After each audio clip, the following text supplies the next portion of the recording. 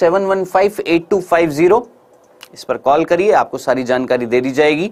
ठीक है, और आप कमेंट सेक्शन में भी मेरे से पूछ सकते हैं। साथ ही साथ जो ऐप पर है उनके पास एक पोल आएगा, कृपया करके जरा जल्दी से पोल का आंसर मुझे दीजिए बेटा जी। ठीक है,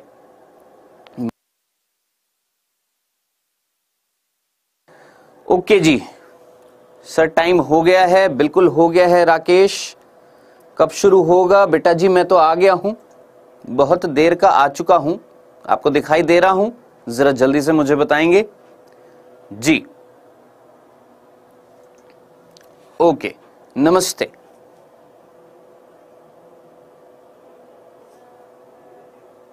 चलिए जी आगे चलते बेटा जी। आज जो हम पढ़ने वाले हैं, ठीक है, आज हम क्या पढ़ने वाले हैं एक बार मैं आपको बता देता हूं बेटा। आज हम इस चैप्टर में देखिए आपको अगर नीट की तैयारी करनी है या बोर्ड की भी तैयारी करनी है, ठीक है, तो सिंपल तरीके से हमारे पास जो एनसीईआरटी है हमें उसे फॉलो करना है। ये मैं चीज कई बार दोहरा चुका हूं। कई टीचर होते हैं अथाह नॉलेज है उनके पास, फैला देते हैं सामने स्टूडेंट के सामने। आपको अथाह नॉलेज नहीं चाहिए, उसके पास आपके पास समय मिलेगा। आपको नीट में सिलेक्शन करना है, नीट में, ठीक है। और नीट में सिलेक्शन के लिए जो क्राइटेरिया है मेरे ख्याल से आप सभी जानते हैं। जैसे इस साल नीट 2021 के भी एग्जाम में जो 100 प्रश्न आए थे उसमें 97 to 98 प्रश्न आपकी प्रॉपरली एनसीईआरटी से आए हैं, एनसीईआरटी से, ठीक है। तो हमारा फोकस क्या रहेगा? एनसीईआरटी पूरी कवर करना है, एनसीईआरटी की एक एक चीज को हमें कवर करना है, ठीक है। तो अगर आप एनसीईआरटी को फॉलो करेंगे तो ऑब्वियस ही बात है सिलेक्शन होएगा, ठीक है।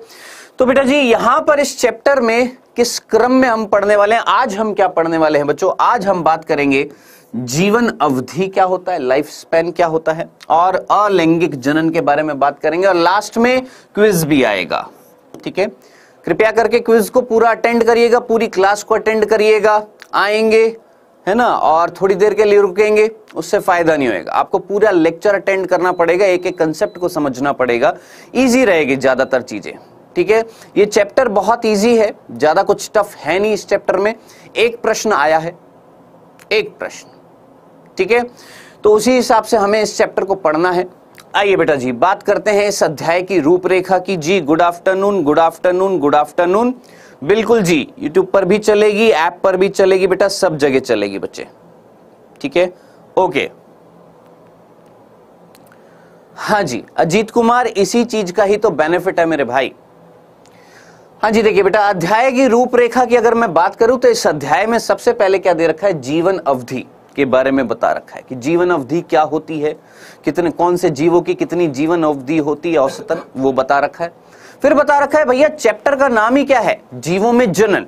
तो हम बात करते हैं कि जनन जो होता है वो दो प्रकार का होता है, एक होता है अलैंगिक जनन और एक होता है लैंगिक जनन, ठीक है। तो अलैंगिक जनन की विधियां पढ़ेंगे, क्या होता है अलैंगिक जनन, कौन कौन सी विधि से होता है ये हम पढ़ेंगे, और उसके बाद लैंगिक जनन में क्या क्या क्रम होते हैं, कौन कौन सी घटनाएं होती हैं वो हम पढ़ेंगे, ठीक है। यस, तो बेटा जी एक बार वापस आप सभी का बहुत बहुत स्वागत है। एक बार मैं देख लेता हूं कौन कौन आ गया। खुशहाल मौर्य, प्रीतम साहू, अनूप, मानवी, विशाल, विवेक, कपिल, काजल, कोमल, बहुत बहुत वेल डन, बहुत ही बढ़िया। चलिए जी, मिस्टर सेवन, काजल, प्रियंका सैनी, डॉक्टर कोमल, भोलेंद्र। चलिए जी बेटा जी बहुत बहुत स्वागत है। आइए श्री गणेश करते हैं, स्वागत करते हैं, स्वागत तो हो ही चुका है। स्टार्ट करते हैं किसको? हमारे इस चैप्टर को, जिसमें नीट की प्रिपरेशन के साथ साथ हम सब कुछ करने वाले हैं, ठीक है। चलिए बेटा जी सबसे पहले शुरुआत कर रहे हैं किसके साथ? जीव विज्ञान। क्या है ये जीव विज्ञान? आपसे कोई पूछे जीव विज्ञान क्या है, बहुत सिंपल सर, हम बायोलॉजी पढ़ते हैं, नीट की प्रिपरेशन कर रहे हैं, जीव विज्ञान पढ़ते हैं, है ना। और कई बच्चे तो यही समझ नहीं पाते जीव विज्ञान है क्या। देखिए ये एक प्राकृतिक विज्ञान है। कैसा विज्ञान है? प्राकृतिक विज्ञान है, बायोलॉजी, ठीक है। सिंपल शब्दों में बोलूंगा, ज्यादा इसमें डीप में घुसने की कोशिश नहीं करूंगा। सिंपल सी चीज है, बायोलॉजी वर्ड जो है दो शब्दों से आया है, एक है बायो और एक है लॉजी। बायो मीन्स बायोस और लॉजी मीन्स लोगोस, लैटिन भाषा है। बायोस मतलब आपका लिविंग यानी सजीव, और लोगोस मीन्स टू स्टडी यानी सिंपल भाषा में अगर बात करें तो बायोलॉजी यानी जीव विज्ञान। सिंपल क्या, किसका अध्ययन मेरे भाई, सजीवों का अध्ययन जो होता है, लिविंग्स की स्टडी जो होती है उसे हम क्या बोलते हैं, बायोलॉजी। सिंपल शब्दों में, यस, सिंपल शब्दों में बायोलॉजी मतलब सजीवों का अध्ययन। यानी अगर मैं इसका अध्ययन कर रहा हूं तो ये बायोलॉजी नहीं है, इसका अध्ययन कर रहा हूं तो ये बायोलॉजी नहीं है, इसका अध्ययन कर रहा हूं ये बायोलॉजी है, ये सजीवों का अध्ययन कर रहा हूं उसे हम क्या बोलते हैं, बायोलॉजी यानी जीव विज्ञान। ठीक है, कृपया करके साथ साथ मेरे साथ साथ कुछ चीजों का ज्ञान भी लेते रहिए। ठीक है, किस चीज का, कई बार हमारा प्रोनाउंसिएशन जो होता है ना वो भी गलत हो। हम लोग बायोलॉजी को क्या बोल देते हैं, बायोलॉजी। बायोलॉजी नहीं होता है, ये बायोलॉजी नहीं होता है, ये क्या होता है, बायोलॉजी होता है। ठीक है, तो सिंपल शब्दों में बायोलॉजी या जीव विज्ञान, बायोलॉजी नहीं। ठीक है, चलिए आगे चलते हैं। सजीवों का अध्ययन है, सिंपल सी बात है, बहुत सिंपल सी बात है भैया, सजीवों का अध्ययन जीव विज्ञान। ये जीव विज्ञान शब्द किसने दिया और जीव विज्ञान के जनक कौन है, बहुत ही सिंपल, ये है हमारे अंकल, कौन, जीव विज्ञान के जनक। कौन, आप अच्छे तरीके से जानते हैं, जरा जल्दी से मुझे बता दीजिए। क्या बात है रामविलास, बहुत ही बढ़िया, बहुत ही बढ़िया, क्या बात है राघवेंद्र, वेल डन। कोई प्रश्न नहीं पूछेगा लेकिन पता होना चाहिए। यह सजीवों का अध्ययन है, यस, क्या बात है। लेमार्क और ट्रिविरेनस नहीं रे, अरस्तु, एरिस्टोटल, एरिस्टोटल, अरस्तु, जिसे हम क्या बोलते हैं, जीव विज्ञान का जनक, फादर ऑफ बायोलॉजी। सिंपल। अब देखिए, फादर ऑफ बायोलॉजी बोला है, फादर। ठीक है, अब आपसे कोई पूछे फादर ऑफ बायोलॉजी इन्हें बोला है। ठीक है, जैसे मैं एक फादर हूं, मेरे बच्चे हैं, 2 बच्चे हैं, है ना, मैं उनका पिता हूं, उनका जनक हूं। ठीक है, अब आपसे कोई पूछे ये किसके फादर है, आप बोलेंगे सर इनका बच्चा जो है, इनका बच्चा जो है वो कौन है, सर जीव विज्ञान है। सर इनका एक ही बच्चा, और किसी के भी फादर हैं क्या ये? तो बेटा जी याद रखना, भूल मत जाना, ये 3 चीजों के फादर हैं, 3 बच्चे हैं इनके। पहला तो आपको समझ में आ गया, कौन, जीव विज्ञान, यानी बायोलॉजी के तो फादर हैं ही हैं, कौन, आपके अरस्तु। साथ ही साथ प्राणी विज्ञान, प्राणी विज्ञान जिसको हम क्या बोलते हैं, जूलॉजी, उसके भी फादर हैं, उसके भी जनक है, किसके, जूलॉजी के भी, कौन, आपके अरस्तु। यानी 2 बच्चे हो गए हैं, कितने बच्चे, 2 बच्चे, याद रखेंगे, भूलेंगे नहीं, मेरे को पता है, विश्वास है आपके ऊपर। क्या, बायोलॉजी के भी फादर और जूलॉजी के भी फादर, प्राणी विज्ञान के जनक और जीव विज्ञान के जनक। चलो एक तीसरा बच्चा और याद कर लीजिए इनका, एक और चीज के जनक हैं ये। ठीक है, किसके, भ्रूण, भ्रूणोद्भव या भ्रूण विज्ञान बोल देता हूं, भ्रूण विज्ञान। Father of embryology, father of embryology, father of biology, father of zoology. 3 बालक इनके याद रख लेना। ठीक है, father of biology, father of zoology, father of embryology, कौन है बेटा जी, हमारे अरस्तु। भूल मत जाइएगा इस चीज को। ठीक है, समझ में आ गया, सिंपल सा था। चलिए बेटा बातें मत करिएगा कृपया करके, एक काम करिए जरा जल्दी से। यस, बिल्कुल शुरू से पढ़ा रहे हैं, 12th क्लास बिल्कुल स्टार्टिंग से पढ़ा रहे हैं। कृपया करके मेरी बातों को गौर से सुनिएगा। अगर आपके पास अगर कोई कॉपी या पेन है तो साथ में लेकर बैठे, कृपया करके साथ में लेकर बैठिएगा। ठीक है, जो जो चीजें बताता जा रहा हूं उसको लिखते जाइएगा। सबसे पहले जीव विज्ञान क्या, सजीवों का अध्ययन। दूसरा, जीव विज्ञान के पप्पा कौन, सीधा कौन, अरस्तु यानी एरिस्टोटल। एरिस्टोटल, अरस्तु, और किसके पिता, प्राणी विज्ञान के, और किसके पिता, भ्रूण विज्ञान के यानी एम्ब्रियोलॉजी के। ठीक है, अब आपसे मैं एक प्रश्न पूछूंगा। देखिए ये ना हमारी जो क्लास है इंटरेक्टिव होने वाली है, हम इंटरेक्ट करने वाले हैं, हम बातें भी करेंगे और पढ़ाई भी करेंगे। आपसे मैं एक प्रश्न पूछता हूं, ये भ्रूण विज्ञान का मतलब क्या होता है? एम्ब्रियोलॉजी का मतलब क्या होता है? भ्रूण विज्ञान, एम्ब्रियोलॉजी, ये क्या होती है? जरा जल्दी से मुझे बताएं। नहीं, जनन के जनक नहीं है मेरे भाई, ऐसे कोई जनक नहीं है जनन के। हाँ जी, जरा जल्दी से मुझे बताएं, भ्रूण विज्ञान का मतलब क्या होएगा? एम्ब्रियोलॉजी का मतलब क्या होएगा? हाँ जी, जय हिंद जय हिंद, जल्दी से बताएं। वेल डन भोलेंद्र, वेल डन, जल्दी जल्दी जल्दी। भ्रूण का अध्ययन, यस, प्रीतम ने बोला भ्रूण का अध्ययन, और प्रियांशु ने भी बोला भ्रूण का अध्ययन, और कोई? भ्रूण का अध्ययन, वैशाली ने भी भ्रूण का अध्ययन बोल दिया, प्राची ने भी बोल दिया भ्रूण का अध्ययन। चलो अब ध्यान से सुनना, भ्रूण का अध्ययन नहीं, एम्ब्रियोलॉजी भ्रूण का अध्ययन नहीं होता। ध्यान से सुनिएगा। यस, कार्तिक लोहार ने बिल्कुल सही बोला। क्या? देखिए, आप जानते हैं जनन कौन सा, पर्टिकुलरली हम बाद में पढ़ेंगे, लैंगिक जनन होता है ना, लैंगिक जनन, जिसमें क्या बनती है? कोशिका बनती है, जिसका नाम होता है युग्मनज, होता है जाइगोट जिसको हम बोलते हैं। युग्मनज से क्या बनता है? भ्रूण बनता है। युग्मनज एक कोशिका विभाजन करती जाती है और फाइनली क्या बनता है? भ्रूण बनता है, एम्ब्रियो बनता है। तो युग्मनज से भ्रूण जब बनता है तो इस दौरान बीच में कई सारी अवस्थाएं आती हैं, जैसे मोरूला, जैसे ब्लास्टूला, जैसे ब्लास्टोसिस्ट, जैसे गैस्ट्रूला। ये सारी अवस्थाएं जो आती हैं, कब आती है? युग्मनज से भ्रूण बनने के दौरान बीच में जो छोटी छोटी अवस्थाएं आती हैं, उन सारी अवस्थाओं का अध्ययन क्या कहलाता है? भ्रूण विज्ञान कहलाता है, एम्ब्रियोलॉजी कहलाता है, जिसके पापा कौन? अरस्तु। याद रखना, भ्रूण का अध्ययन नहीं, भ्रूण बनने के दौरान जो अवस्थाएं आती हैं उनका अध्ययन क्या कहलाता है? एम्ब्रियोलॉजी। भूलेंगे तो नहीं? यस, भ्रूण का विकास, भ्रूण के विकास के क्रम में आने वाली अवस्थाओं का अध्ययन। लिख लीजिए, भ्रूण के निर्माण के दौरान आने वाली अवस्थाओं का अध्ययन क्या कहलाता है? भ्रूण विज्ञान यानी एम्ब्रियोलॉजी, जिसके फादर कौन? अरस्तु। डनाडन डन, क्लियर है? समझ में आ गया? चलें आगे। चलो सर, ये तो समझ में आ गया, सिंपल सी बात है, हम जानते हैं, हम 11वीं कक्षा से ये चीज पढ़ी है। वेल डन, बहुत बढ़िया। अब आगे चलते हैं। अब ये जो जीव विज्ञान है, ये शब्द किसने दिया? तो देखिए, दो वैज्ञानिक थे, एक तो ये है, इनका नाम है क्या? लेमार्क। इनका नाम क्या? लेमार्क अंकल और ट्रीविरेनस।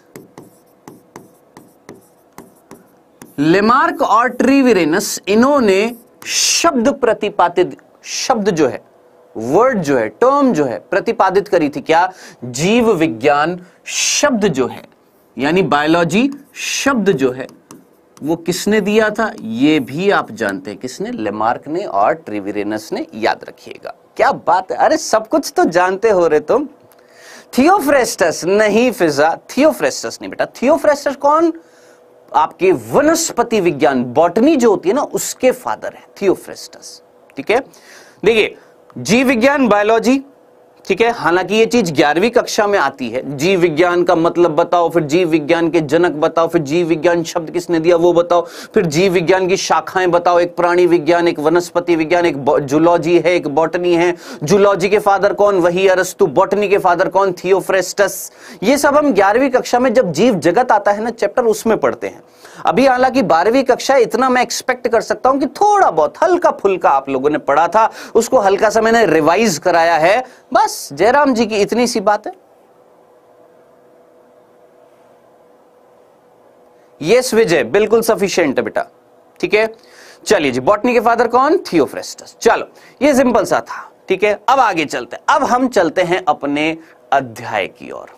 बिना टाइम वेस्ट किए हम अपने अध्याय की ओर चलते हैं, जिसका नाम है जीवों में जनन। जीव जनन कर रहे हैं, क्यों कर रहे हैं, जनन होता क्या है, वो सारी चीजें समझेंगे कि जनन क्या होता है, जीव जनन क्यों करते हैं, कितने प्रकार का जनन होता है। 3 प्रश्न, जनन क्या होता है, जनन क्यों करते हैं, और जनन कितने प्रकार का, ये 3 प्रश्न आते हैं।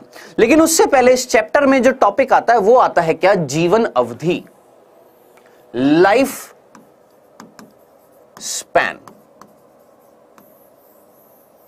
ठीक है, देखिए, अब वो बच्चे जो नीट की प्रिपरेशन कर रहे हैं, हो सकता है उनके लिए चीज हलवा हो, लेकिन हलवा ही चीज से जब प्रश्न आता है तो चीजें गड़बड़ा जाती हैं। तो हमारा एक एक कंसेप्ट क्रिस्टल क्लियर होना चाहिए, एक एक चीज हमें याद होनी चाहिए, पता होनी चाहिए, बिल्कुल हमारे कंसेप्ट क्लियर होने चाहिए।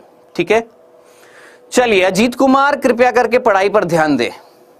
ठीक है, आइए आगे चलते बेटा जी। यहां पर जीवन अवधि की बात कर रहे हैं। जीवन अवधि का मतलब क्या होता है, लाइफ स्पैन का मतलब क्या होता है? देखिए कोई भी जीव है वो जन्म लेता है। ठीक है, क्या वो अमर हो जाता है? देखिए मैं एकल कोशिकीय जीव की बात नहीं कर रहा, अमीबा की बात नहीं कर रहा। हाँ वो अमर है एकल कोशिकीय जीव। मैं यहां पर बात कर रहा हूं एक तरीके से बहुकोशिकीय जीवों की। ठीक है, आपके फंजाई जगत से लेकर एनिमेलिया जगत तक की। ठीक है, ऐसे जीव, ध्यान से सुनिएगा, ऐसे जीव जो जन्म लेते हैं और जन्म के बाद जीवन अवधि स्टार्ट होती है उनकी जन्म से। ठीक है, जन्म लेते हैं और फिर उसके बाद लास्ट में हो जाता है गेम ओवर, यानी मृत्यु। जन्म लिया और लास्ट में हो गई क्या? मृत्यु। जीवन की स्टार्टिंग हुई और जीवन का अंत हो गया। अब ये जो पूरा जो समय जो है ये क्या कहलाता है? जीवन अवधि कहलाता है। चलो सर ये तो सिंपल सी बात है, समझ में आता है। अब आप मुझे बताएं इस जीवन अवधि में क्या अवस्थाएं आती हैं? यस सर, बिल्कुल आती हैं। हम जन्म लेते हैं, जन्म के बाद हम थोड़े से बड़े होते हैं, हमारे अंदर बाल्यावस्था आती है। बाल्यावस्था आती है। ठीक है, हम चाइल्डहुड स्टेज में होते हैं। फिर उसके बाद धीरे धीरे और वृद्धि करते हैं, परिपक्व हो जाते हैं, बड़े हो जाते हैं। फिर प्रजनन अवस्था आती है, जनन योग्य क्षमता आ जाती है हमारे अंदर। और फिर उसके बाद लास्ट में आ जाता है बुढ़ापा। क्या आ जाता है? बुढ़ापा आ जाता है, वृद्ध अवस्था आ जाती है। ठीक है, तो एक तरीके से मैं ये बोल सकता हूं क्या कि हमारा जो जीवन अवधि, हमारी नहीं, जितने भी जीव है सभी की जीवन अवधि जो है वो जन्म से लेकर प्राकृतिक मृत्यु तक की होती है। और इस अवस्था में 3 अवस्थाएं आ रही हैं। क्या? बाल्यावस्था आती है, फिर प्रजनन अवस्था आती है, फिर वृद्धि अवस्था आती है। अब इनमें भी ना छोटी छोटी अवस्थाएं होती है, इतना डीप में जाने की जरूरत नहीं है। नॉर्मल तरीके से भैया यहां से स्टार्ट हुआ जीवन, यहां पर खत्म हुआ, जन्म से लेकर मृत्यु तक के बीच में अवस्थाएं आ रही हैं। ये सब कुछ क्या कहला रहा है? आपका जीवन अवधि कहला रहा है, लाइफ स्पैन कहला रहा है। ठीक है, अब बात आ रही है, ध्यान से सुनिएगा। यस, अब बात आ रही है सर किशोर अवस्था में जनन कर सकते हैं। देखिए बाल्यावस्था और किशोर अवस्था में जनन नहीं कर सकते, लेकिन इसके भी अपवाद होते हैं। ध्यान से सुनना, इसके भी अपवाद होते हैं। यस, आपके बहुत सारे प्रश्न आएंगे, मुझे पता है, दूंगा आंसर, लेकिन अभी ध्यान से सुनिए क्या कि जन्म से लेकर मृत्यु तक के बीच का जो अंतराल जो है उसे हमने बोला जीवन अवधि, जिसके दौरान कई सारी अवस्थाएं आ रही हैं। बाल्यावस्था है, प्रजनन अवस्था है, वृद्धि अवस्था। अब एक बच्चे ने पूछा सर क्या बाल्यावस्था में जनन कर सकते हैं क्या? मैंने बोला नहीं।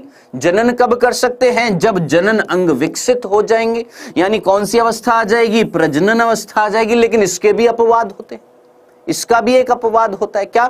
कि कहीं ना कहीं कुछ ऐसे जीव हैं जो बाल्यावस्था में भी जनन कर सकते हैं, बाल्यावस्था में भी जनन कर सकते हैं। आएगा, सब कुछ आएगा। जब हम पार्थिनोजेनेसिस, अनिषेक जनन पढ़ेंगे तब वहां पर बताऊंगा। पार्थिनोजेनेसिस जब पढ़ेंगे ना, अनिषेक जनन, तब वहां पर बताऊंगा। ठीक है, तब वहां पर बताऊंगा एक ऐसा जीव जो बाल्यावस्था में जनन कर सकता है, अनिषेक जनन कर सकता है। ठीक है, तो अभी टॉपिक से मत भटकिए, स्टेप वाइज चीजें पढ़िए। अनिषेक जनन आएगा तब वहां पर बताऊंगा। ठीक है, हाँ जी, अब चलते। देखिए ये तो जीवन अवधि की सिंपल सा मीनिंग समझ में आ गया। अब मैं आपसे सिंपल सी बात पूछता हूं, अगर कोई जीव बड़ा है और कोई जीव छोटा है, तो जो बड़ा है उसकी जीवन अवधि ज्यादा होगी और जो छोटा है उसकी जीवन अवधि कम होगी।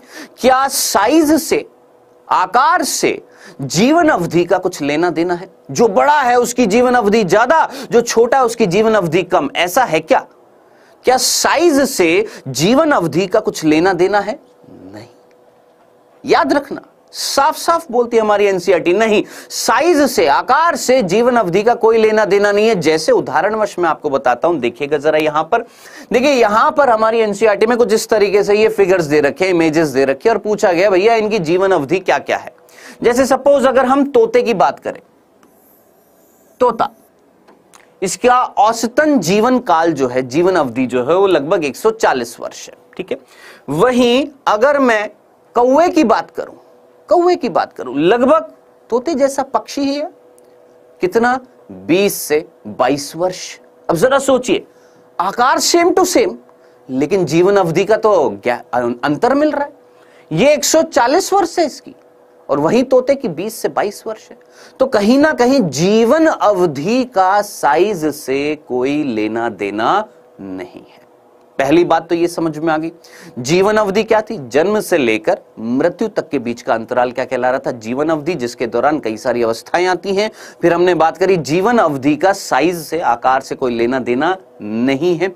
हर जीव का अलग अलग जीवन काल होता है। जैसे यहां पर कई सारे जीव आपको दिखाई दे रहे हैं, फटाफट लिख देता हूं, आपकी बुक में पूछा गया, जल्दी से लिख लीजिएगा बेटा। हाथी का लगभग 60 से 70 औसतन इसका वर्ष का जीवन अवधि होती है। वहीं अगर गुलाब की बात करूं तो 5 से 7 महीने की जीवन अवधि। केले की 25 वर्ष, गाय की 25 वर्ष, कौवे की तोते की दे रखी है, वहीं डॉग की 25 वर्ष,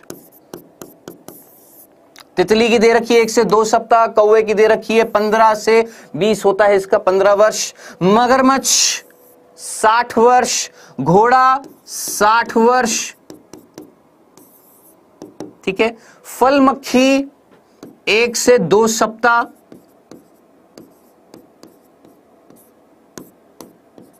ठीक है। उसके बाद धान 3 से 4 महीने, 3 से 4 महीने की। कछुए की दे रखी है 100 से 150 वर्ष, और बरगद की 200 से 300 वर्ष। ठीक है, सीरियसली पढ़ने आए हैं तो बातें मत करिएगा, कृपया करके बस ध्यान से सुनते जाइएगा, स्क्रीनशॉट लेते जाइएगा, अपनी कॉपी में लिखते जाइएगा बस, और थोड़ा ना कुछ करना है। आना है, पढ़ना है, सुनना है, जो समझ में नहीं आया पूछना है, बातें नहीं करनी है, बस यही तो फील कराना है ना। तो ये बेटा यहां पर औसतन जीवन काल लिखा है। अब ऐसा थोड़ा ना कि हर हाथी जो है वो 60 से 70 वर्ष का ही होगा, हो सकता है उसकी प्राकृतिक मृत्यु पहले भी हो जाए, उसकी हो सकता है बाद में भी हो जाए। ये हमने औसतन देखा है, एवरेज देखा है। ठीक है, जैसे हमारी बात करें तो हमारी भी लगभग 60 से 70 वर्ष एवरेज आयु है, जो आजकल तो अब धीरे धीरे कम होती जा रही है जी। चलिए जी, तो बेटा जी अगर मैं यहां पर देखूं तो सबसे ज्यादा लाइफ स्पैन जो है सबसे ज्यादा वो किसका मिल रहा है? बरगद के पेड़ का, आपके बेनियन ट्री का, फाइकस बेंगेलेंसिस, जो हमारा नेशनल ट्री है, राष्ट्रीय वृक्ष है। कौन? आपका बरगद का पेड़। लिखते जाइएगा, ये छोटी छोटी चीजें हैं। ठीक है, तो ये औसतन जीवन काल यहां पर मैंने आपको बताया है। ठीक है, नहीं रे अंकित, महीने में।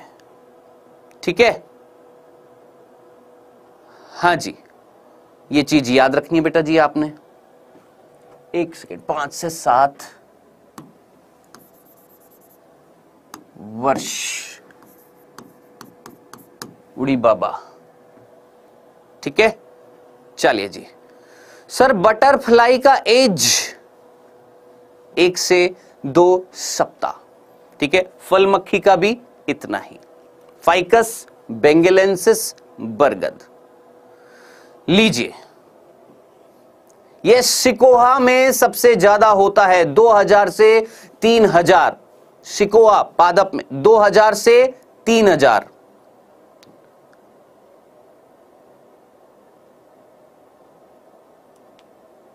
ठीक है, ले लिया।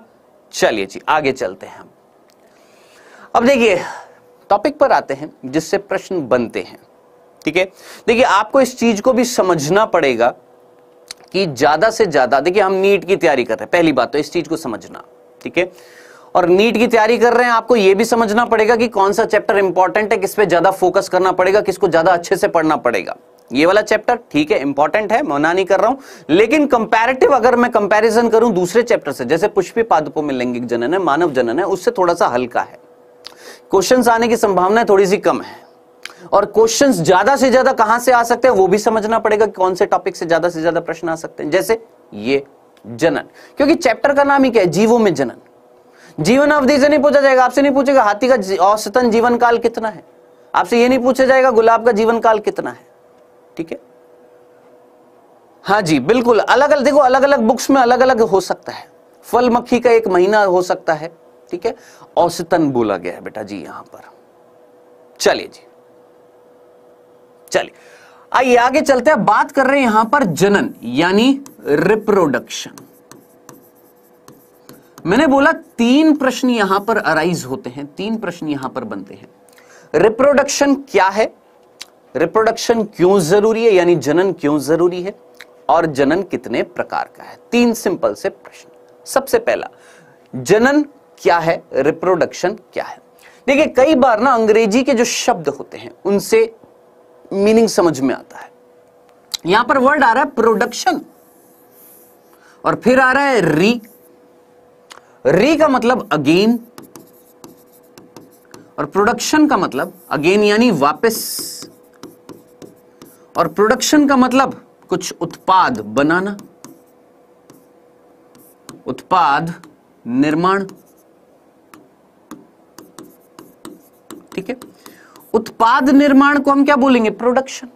भाई आप किसी प्रोडक्ट का फॉर्मेशन कर रहे हो, प्रोडक्ट का फॉर्मेशन कर रहे हो यानी उत्पाद का निर्माण कर रहे हो, वो क्या कहलाएगा, प्रोडक्शन कहलाएगा।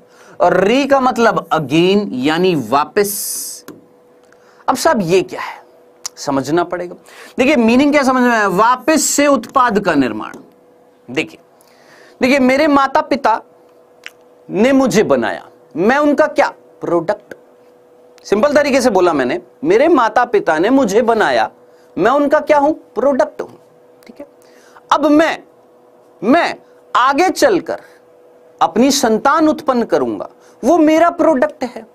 जरा सोच समझकर मुझे बताएं, प्रोडक्ट यानी उत्पाद यानी संतति यानी संतान बार बार आ रही है, वापस से आ रही है, फिर से आ रही है, फिर से बार बार निर्माण हो रहा है। किसका, उत्पाद का। कौन है उत्पाद, यहां पर संतान है, संतति, अगली पीढ़ी है। तो एक ऐसी प्रक्रिया समझना, एक ऐसी प्रक्रिया, एक ऐसी कैपेबिलिटी, एक ऐसी पावर, एक ऐसी क्षमता, एक ऐसी एबिलिटी जो जीवों में है, जो जीवों में है, जो उनके अंदर एक ऐसी पावर है जो एक नई संतान, नई पीढ़ी, नई जनरेशन पैदा करने के लिए उत्तरदायी होती है। इस प्रक्रिया को हम क्या बोलते हैं, जनन। और ये जो क्षमता जो होती है इसे हम बोलते हैं जनन क्षमता। कोई आपसे डेफिनेशन नहीं पूछ रहा, लेकिन मीनिंग तो समझ में आना चाहिए ना कि जनन का मतलब क्या होता है, कि भैया ये एक ऐसी क्षमता है जिससे एक जीव अपने ही समान, क्या बोला, एक जीव अपने ही समान नई संतति यानी संतान उत्पन्न करता है। क्या बोला हमने, एक जीव अपने ही समान नई संतति उत्पन्न करता है। अब देखिए अगर मैं यहां पर इस शब्द को खा जाता, अपने ही समान, ये शब्द अगर मैं यहां नहीं लिखता, क्या बोलता, एक जीव क्या करता है, एक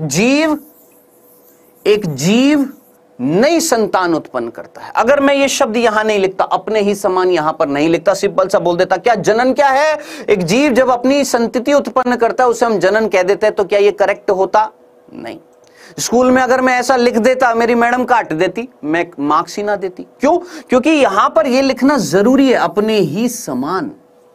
अब जरा सोचिए, मैं अगली संतति जो मेरी आएगी, चूहा तो नहीं आएगा ना, या चूहे का बच्चा मनुष्य तो नहीं आएगा ना, हाथी का बच्चा मनुष्य तो नहीं आएगा ना, हाथी पैदा करेगा, मनुष्य पैदा करेगा। अपवाद है इसका, मैं मना नहीं करूंगा, इसका अपवाद है। कौन, खच्चर, म्यूल, इसका अपवाद है। लेकिन अपवाद को साइड में रखकर अगर मैं बात करूं क्या, कि जनन की परिभाषा क्या है, हम बोलेंगे जनन एक क्षमता है, एक जीव की क्षमता है। क्या, कि क्या करना, एक संतति, एक नई पीढ़ी पैदा करना जो उसी के ही समान हो। हम पढ़ते तो हैं, हम रटते तो हैं, हम बायो को ना रट लेते हैं, समझते नहीं है, दिक्कत ये हो जाती है। हम बस फोकस कर लेते हैं, अच्छा ये ठीक है, चलो आगे बढ़ते हैं। अरे भैया फोकस तो करो, किस चीज पर? अपने ही समान जरूरी था। अब अगर आप यहां पर अपने समान नहीं लिखेंगे तो ये गलत हो जाएगी डेफिनेशन, ठीक है। इसके कई सारे अपवाद हो सकते हैं, खच्चर हो सकता है, हिन्नी हो सकती है, टिगोन हो सकता है, आपका लाइगर हो सकता है, ठीक है। भूलना नहीं है, अपवाद कई सारे हैं, लेकिन एक सिंपल साधारण परिभाषा जो है जनन की, हम यही बोलेंगे जब कोई जीव अपने ही समान नई संतति पैदा करता है तो उसे हम क्या बोलते हैं? जनन कहते हैं। चलो सर ये तो समझ में आ गया, जनन, रिप्रोडक्शन, ये ठीक है। अब ये बताओ दूसरा प्रश्न, जनन क्यों आवश्यक है? किस लिए आवश्यक है? क्यों जरूरी है जनन? जरूरी क्यों है? क्या हो जाएगा जनन से? अब आप मुझे बताएं, सोचो, इमेजिन करो, आज कितना 21 सितंबर 2021 को जितने भी मनुष्य हैं सभी के अंदर मान लो आज शाम को 4 बजे अगर ये जनन की क्षमता खत्म हो जाए। इमेजिन करो, आज शाम को 4 बजे जितने भी मनुष्य, सभी के अंदर ये जनन की क्षमता पता नहीं अचानक से समाप्त हो जाए, अब क्या होगा? सोचिए, जल्दी से बताएं, बातें ना करें कृपया करके, जल्दी से मुझे बताएं क्या होएगा। क्या अगली पीढ़ी आएगी मनुष्यों की? नहीं। जब अगली पीढ़ी नहीं आएगी तो जो बचे रह गए हैं वो तो मर जाएंगे, उनका तो जीवन काल निश्चित है, उनकी मृत्यु तो निश्चित है। अब मनुष्य का तो अस्तित्व खत्म हो जाएगा। तो याद रखना है आपने कि जनन क्यों आवश्यक है। सीधा सीधा पहला बिंदु, जनन क्यों आवश्यक है? कि कोई भी जाति अपने अस्तित्व को बचाने के लिए, कोई भी जाति अपने अस्तित्व को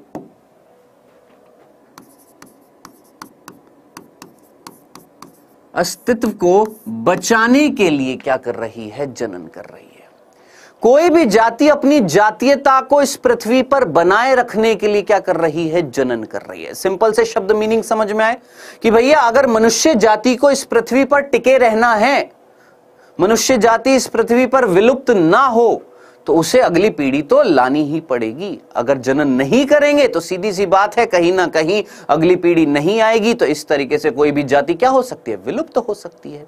तो अपने आप को विलुप्त होने से बचाने के लिए, अपनी जातीयता को बचाने के लिए, अपने आप को इस पृथ्वी पर बनाए रखने के लिए जीव क्या करते हैं? जनन करते हैं। ठीक है सर। दूसरा प्रश्न, क्या जनन हर जीव में मिलेगा ही मिलेगा क्या? सोचिए, क्या जनन हर जीव में मिलेगा ही मिलेगा? निश्चित है कि मैं भी जनन कर सकता हूं, रामू भी जनन कर सकता है, श्यामू भी जनन कर सकता है, हर जीव जनन कर सकता है। क्या यह जरूरी है कि हर मनुष्य जनन कर सकता है? नहीं रे, ऐसा जरूरी नहीं है। ठीक है, तो अंग्रेजी का एक सिंपल सा वर्ड मैं बोलता हूं, क्या? ध्यान से सुनना, रिप्रोडक्शन इज एसेंशियल। क्या बोला? रिप्रोडक्शन इज एसेंशियल, जनन आवश्यक है। But it is not essential that reproduction is found in every organism. लेकिन यह जरूरी नहीं है कि जनन हर जीव में मिलेगा ही मिलेगा। आया लाइन समझ में? कि जनन आवश्यक है। क्यों आवश्यक है? अपने अस्तित्व को बचाए रखने के लिए। लेकिन यह जरूरी नहीं है कि हर जीव में जनन मिलेगा ही मिलेगा। जैसे हमने बोला कि भैया एक नर है जिसके अंदर शुक्राणु का निर्माण नहीं हो पा, शुक्राणु का निर्माण नहीं हो पा रहा। एक मादा है जिसके अंदर अंडाणु का निर्माण नहीं हो रहा। अब कई सारी परिस्थितियां हो सकती, बहुत सारी परिस्थितियां, शुक्राणु के निर्माण ना होने की, अंडाणु के निर्माण ना होने की। क्या पता एक नर के अंदर वृषण का निर्माण ही नहीं हुआ। क्या पता एक नर मनुष्य की मैं बात कर रहा हूं, एक मनुष्य नर में वृषण शरीर से बाहर ही नहीं आए। क्या पता एक मादा के अंदर अंडाशय का निर्माण नहीं हुआ।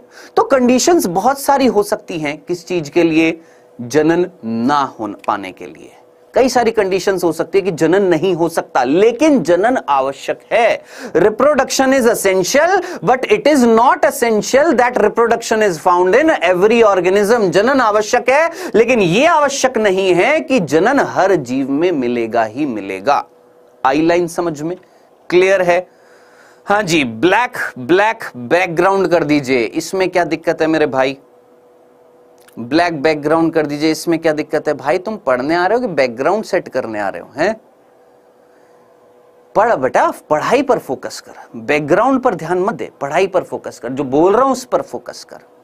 ठीक है, चलो हाँ जी, तो हमारे भैया दो प्रश्न थे। पहला प्रश्न जनन क्या होता है ये बता दिया कि भैया ये एक क्षमता है, ये काबिलियत है, एक पावर है, एबिलिटी है हर जीव, हर नहीं बोलूंगा जीवों की, हर नहीं बोलूंगा हर जीवों की, ये काबिलियत है किसकी? जीवों की, कि वो अपने ही समान एक संतति पैदा कर सके। ठीक है, जनन क्यों आवश्यक है, क्यों जरूरी है? ताकि कोई जीव अपनी जातीयता को इस पृथ्वी पर बनाए रखे, कोई जीव अपने अस्तित्व को बचाए रखे, ये जरूरी था। लेकिन ये जरूरी नहीं है कि जनन हर जीव में मिलेगा ही मिलेगा। ठीक है, हो सकता है मिले, हो सकता है ना मिले। क्लियर? चलें आगे। चलो जी, अब सर क्लियर नहीं दिख रहा है, व्हाइट बैकग्राउंड में क्लियर नहीं दिख रहा, क्या बात कर रहे हो? हाँ जी, काला लाएं? नहीं रे काला, अरे नजर लगवानी है क्या मेरे भाई? आओ आगे चलते हैं। तो ये था बेटा जनन। अब हम बात करते हैं कि ये जो जनन जो होता है ये दो प्रकार का होता है। ये जो जनन है, तीसरा प्रश्न क्या था? जनन कितने प्रकार का है? सर दो प्रकार का होता है। ध्यान से सुनना, कितने प्रकार का? दो प्रकार का। पहला है अलैंगिक जनन और दूसरा होता है कौन सा? लैंगिक जनन। लैंगिक जनन, दो प्रकार का जनन। बहुत सिंपल शब्दों में, बहुत सिंपल तरीके से पढ़ेंगे, चीजों को जटिल नहीं करेंगे, सिंपल तरीके से पढ़ेंगे, सिंपल तरीके से समझेंगे, सिंपल तरीके से याद करेंगे, बस जयराम जी की, और कुछ नहीं करना है। ठीक है, हाँ जी, एक और चीज मैं आपको बता देता हूं कि क्लास कब चलेगी। प्रभु रोज, ध्यान से सुनिएगा, रोज 12:30 बजे मैं आऊंगा, रोज। ठीक है, ठीक है भैया, रोज आऊंगा 12:30 बजे। कोशिश करेंगे 1 सवा 1.5 घंटे की क्लास लेने की। ठीक है, जब तक आप थक ना जाओ तब तक ले लेंगे। ठीक है, चलिए जी, आइए आगे चलते हैं।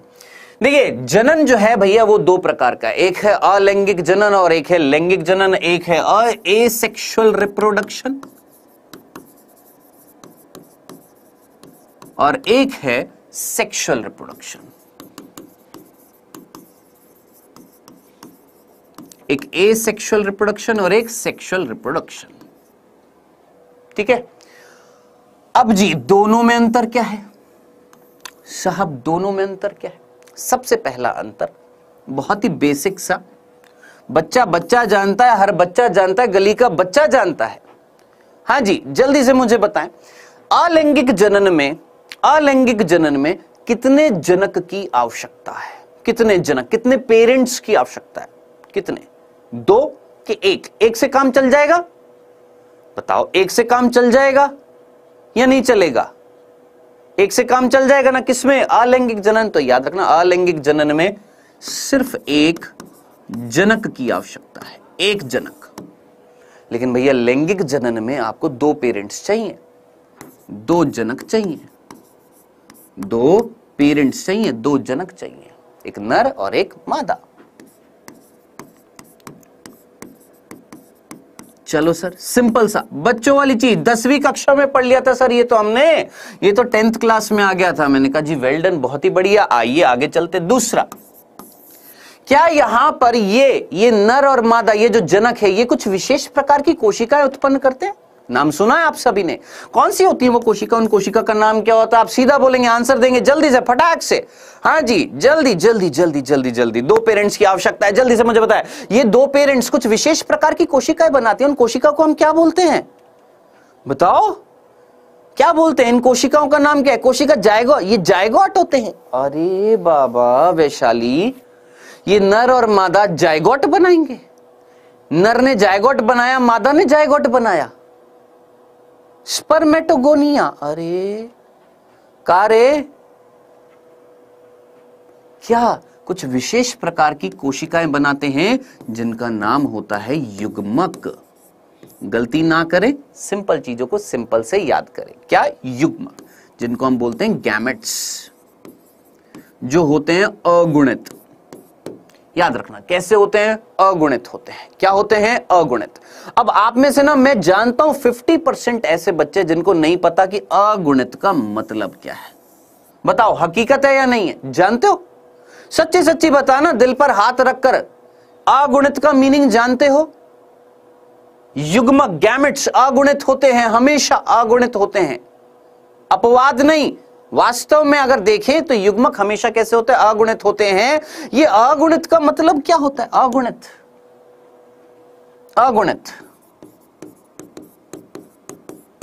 बताऊंगा अभी, तनिक थोड़ा सा वेट करें। अभी सिर्फ इतना सा, लैंगिक जनन में दो जनक की आवश्यकता, दो पेरेंट्स की आवश्यकता, एक नर है एक मादा है। नर ने युग्मक उत्पन्न किए, मादा ने युग्मक उत्पन्न किए। नर जो युग्मक उत्पन्न करता है उसका नाम शुक्राणु, मादा जो युग्मक उत्पन्न करती है उसका नाम अंडाणु। मेरे शरीर में, मेरे मतलब मनुष्य के शरीर की अगर मैं बात करूं, ध्यान से सुनना, मनुष्य के शरीर की अगर मैं बात करूं, देखिए एक चैप्टर का लिंक दूसरे चैप्टर से होता है, याद रखना। बायोलॉजी की यही खासियत है। यस, ये खासियत है। आप एक चैप्टर का संबंध दूसरे चैप्टर से कर सकते हैं। यस, बिल्कुल कर सकते हैं। कैसे? जैसे मैंने आपसे पूछा, नर जो युग्मक बनाता है उसका नाम क्या? सर शुक्राणु, मादा अंडाणु, है ना। अब आपसे कोई पूछे इस पृथ्वी पर सबसे बड़ी कोशिका, सर किसका? अंडा, शुतुरमुर्ग का अंडा। सबसे छोटी कोशिका, सर माइकोप्लाज्मा। मनुष्य की अगर मैं बात करूं, मनुष्य की, तो मनुष्यों में सबसे छोटी कोशिका कौन सी होती है मेरे भाई? शुक्राणु। और मनुष्यों में सबसे बड़ी कोशिका कौन सी होती है? अंडाणु। याद रखना है आपने। अब देखिए, ये जो चीज बताई इसका संबंध किससे? कोशिका जीवन की इकाई, 11वीं कक्षा का चैप्टर। तो इस तरीके से ना कृपया करके ना लिंक करना भी सीखें। जब आप चीजों को लिंक करेंगे ना, एक चैप्टर को दूसरे चैप्टर से, दूसरे को तीसरे से, तीसरे को चौथे से, तो आपका रिवीजन भी होता रहेगा। ये चीजें भी याद रखना, ठीक है। हाँ जी बेटा जी, लैंगिक जनन, दो जनक की आवश्यकता, एक नर है एक मादा है। दोनों ने क्या विशेष प्रकार की कोशिका उत्पन्न करी है जो कैसी है? अगुणित है। जो जैसे नर जो उत्पन्न करता है उसका नाम है शुक्राणु, मादा उत्पन्न करती है उसका नाम है अंडाणु। खत्म, खल्लास। शुक्राणु को हम बोलते हैं स्पर्म्स, अंडाणु को हमने बोला है ओवम। ठीक है sir, simple, no problem, no problem ना, सिंपल सा था ना। चलो अब बात आ रही है, सर यहां पर अलैंगिक जनन में क्या ऐसी कोशिकाएं बनती हैं? क्या ये युग्मक पुग्मक कुछ बनते हैं? क्या यहां पर कुछ गैमेट्स वैमेट्स यहां पर बनते हैं? नको नहीं, कतई नहीं। यहां पर कोई युग्मक नहीं बनता, नहीं बनता। ना ही कोई शुक्राणु, ना ही कोई अंडाणु, ऐसा कुछ नहीं बनता है यहां पर। ना ना ना ना ना ना, युग्मक नहीं बनते हैं। ठीक है, चलो सर यहां पर इन युग्मकों का क्या होता है? बहुत बेसिक सा प्रश्न है। 3 इडियट्स मूवी में भी देखा होगा आपने। 3 इडियट एक मूवी आई थी ना। शुक्राणु रेस लगाते हैं, भागते हुए जाते हैं और किसके पास पहुंच जाते हैं? अंडाणु के पास जाते हैं ना। यानी शुक्राणु अंडाणु के साथ क्या करता है? संलयन। क्या करता है? संलयन।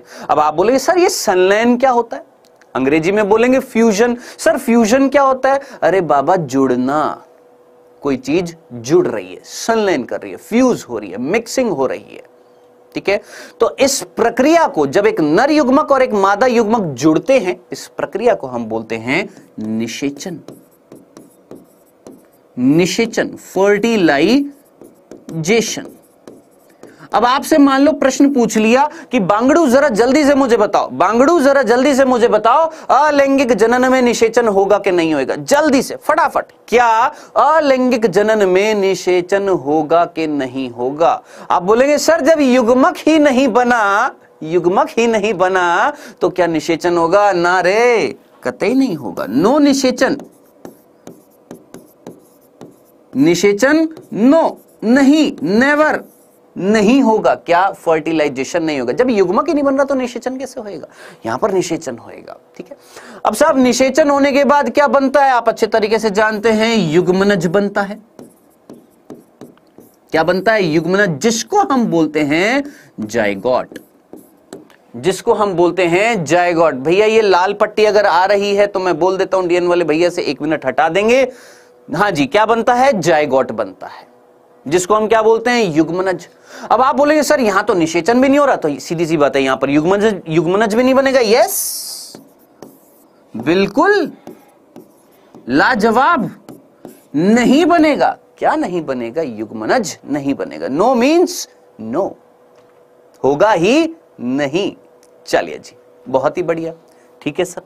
सर यहां पर ये जो युग्मनज बना ये क्या करेगा बेटा, ये विभाजन करेगा, विभाजन करके किसका निर्माण करेगा, भ्रूण का निर्माण करेगा। और वो प्रक्रिया युग्मनज से भ्रूण बनाने के दौरान जो अवस्थाएं आती हैं उनका अध्ययन करते हैं, वो क्या कहलाता है, वो क्या कहलाता है आपका भ्रूण विज्ञान कहलाता है। और वो प्रक्रिया क्या कहलाती है, भ्रूणोद्भव कहलाती है। एक होता है एम्ब्रियोलॉजी और एक होता है एम्ब्रियोजेनेसिस।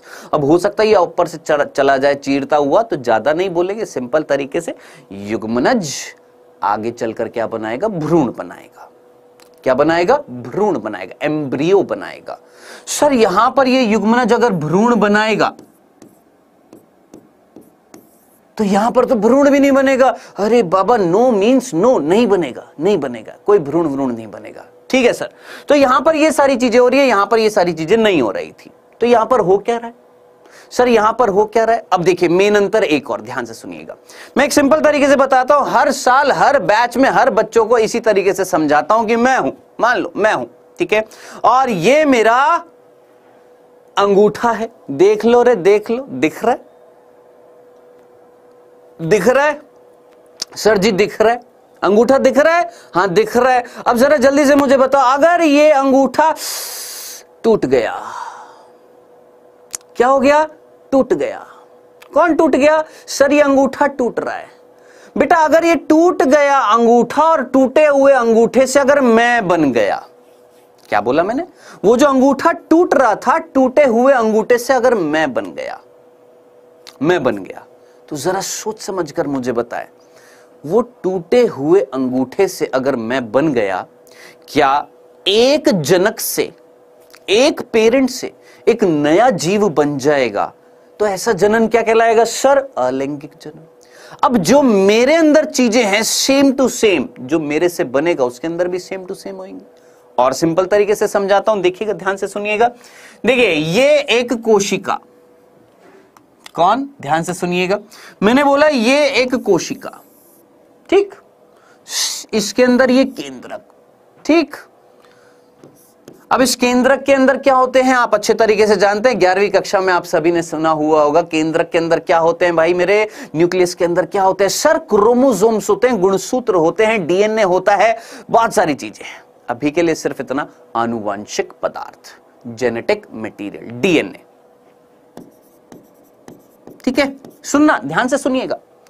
देखिए मैंने बोला कि मेरी आंखों का कुछ रंग है, हाँ है। मेरे बालों का घनत्व है, हाँ है, जो बहुत कम दिखाई दे रहा है आपको, है ना। मेरी कुछ हाइट है, हाँ है। मेरी त्वचा का रंग है, हाँ जी है। मेरे चेहरे का कुछ आकार है, हाँ जी है, ठीक है। चलो ये क्या है मेरे, ये मेरे क्या है सर, ये आपके लक्षण है। मैंने कहा बहुत ही बढ़िया, जरा सोच समझकर मुझे बताइए, कोशिका कैसी दिखाई दे रही है, गोल, ये कोशिका कैसी दिखाई दे रही है, चौकोर, ये इसका लक्षण है या नहीं है, ये सर ये लक्षण है। बाबू ये लक्षण कौन निर्धारित करता है, ये जो लक्षण है हर कोशिका के, हर जीव के, ये कौन निर्धारित करता है, तो प्रभु याद रखना, एक कोशिका के अंदर केंद्रक में मिलने वाला डीएनए, डीएनए, डीऑक्सीराइबो न्यूक्लिक अम्ल, जेनेटिक मटेरियल, आनुवांशिक पदार्थ, यही लक्षणों को निर्धारित करता है। लक्षणों को क्या करता है, निर्धारित करता है। अब बाबू जरा सोचो, ये कोशिका, इसका कुछ लक्षण है, हाँ जी है। कौन निर्धारित कर रहा है सर, इसके केंद्रक में मिलने वाला डीएनए, हाँ जी। अब आप मुझे बताओ, इस कोशिका ने ना, ध्यान से सुनना, इस कोशिका ने इस तरीके से कुछ संरचना का निर्माण किया, इसके ऊपर कुछ संरचना निर्मित हुई, ठीक है सर, हो गई। इसका ये जो केंद्रक जो था ना, इस केंद्रक ने प्रतिलिपिकरण किया। देखिए इसने अपनी एक कॉपी बनाई, किसने, केंद्रक ने, ध्यान से देखना, इसने अपनी एक कॉपी बनाई, ठीक है सर, और ये कॉपी यहां चली गई, ठीक है सर। अब क्या होएगा सर, ये संरचना इससे अलग हो गई और इसके अंदर भी केंद्रक है, हाँ जी है। अब आप मुझे बताएं, ये केंद्रक की कॉपी थी ना, यहां पर जो डीएनए यहां पर है वही डीएनए इधर है, वही डीएनए यहां पर गया है, वही डीएनए यहां पर है। अब आप मुझे बताएं, इस कोशिका के जो लक्षण होंगे सेम टू सेम, ये कोशिका जब बड़ी हो जाएगी तो उसके भी सेम टू सेम लक्षण होंगे या नहीं होंगे, बिल्कुल होंगे, बिल्कुल होंगे। तो सोच समझकर मुझे बताओ, जनक और पुत्री, ये जनक कोशिका, ये पुत्री कोशिका, ये जनक जीव है, ये पुत्री जीव है। सोच समझकर मुझे बताएं, क्या ये दोनों एक दूसरे की फोटोकॉपी है कि नहीं है, क्या ये एक दूसरे की प्रति है या नहीं है, कॉपी है या नहीं है। क्या इनमें आनुवांशिक पदार्थ सेम मिल रहा है या नहीं मिल रहा? बोलेंगे यस सर, आनुवांशिक पदार्थ कैसा मिल रहा है? सेम मिल रहा है। तो बाबू जरा सोचो, एक सिंपल शब्द से मैं आपसे पूछता हूं, आनुवांशिक पदार्थ सेम मिल रहा है तो दोनों के लक्षण भी कैसे होंगे? बताओ, जब आनुवांशिक पदार्थ सेम मिलेगा तो लक्षण भी कैसे होंगे? कैसे होंगे सर? समान ही होंगे। तो ऐसे जीव, कान खोलकर सुनिएगा, ऐसे जीव जिनका जो आनुवांशिक रूप से और आकारिकी रूप से, क्या बोला? जो आनुवांशिक रूप से यानी डीएनए के आधार पर और आकारिकी रूप से, जब डीएनए सेम होएगा तो आकार भी सेम होएगा, है ना? जो आनुवांशिक रूप से, आकारिकी रूप से, मॉर्फोलॉजिकली और जेनेटिकली कैसे होते, सेम होते हैं, उनको हम बोलते हैं क्लोन। क्या नाम देते हैं? क्लोन नाम देते हैं। प्रभु भूल मत जाना, कई बच्चे अभी भी पूछेंगे सर क्लोन क्या होता है? पूछोगे क्या सर क्लोन क्या होता है? हाँ जी, क्लोन समझ में आ गया? या किसी बच्चे के मन में कोई दुविधा है, कोई परेशानी है, पूछ सकता है सर ये क्लोन क्या होता है? बता दिया। क्या? जब दो जीव एक दूसरे की फोटोकॉपी हो, दो जीव एक दूसरे के आनुवांशिक रूप से और आकारिकी रूप से, डांस भी बढ़िया कर रहा हूं, आनुवांशिक रूप से, आकारिकी रूप से क्या होते हैं? समान होते हैं।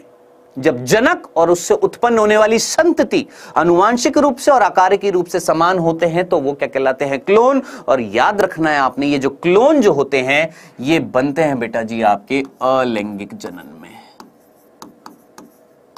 ये बनते हैं किसमें? अलैंगिक जनन में, जबकि लैंगिक जनन में क्लोन नहीं बनते। ना ना ना ना ना ना, लैंगिक जनन में क्लोन नहीं बन रहे। अब जरा सोचिए, दो अलग अलग चीजें हैं। सोचिए, एक शुक्राणु एक नर से आ रहा है, एक अंडाणु मादा से आ रहा है, ठीक है?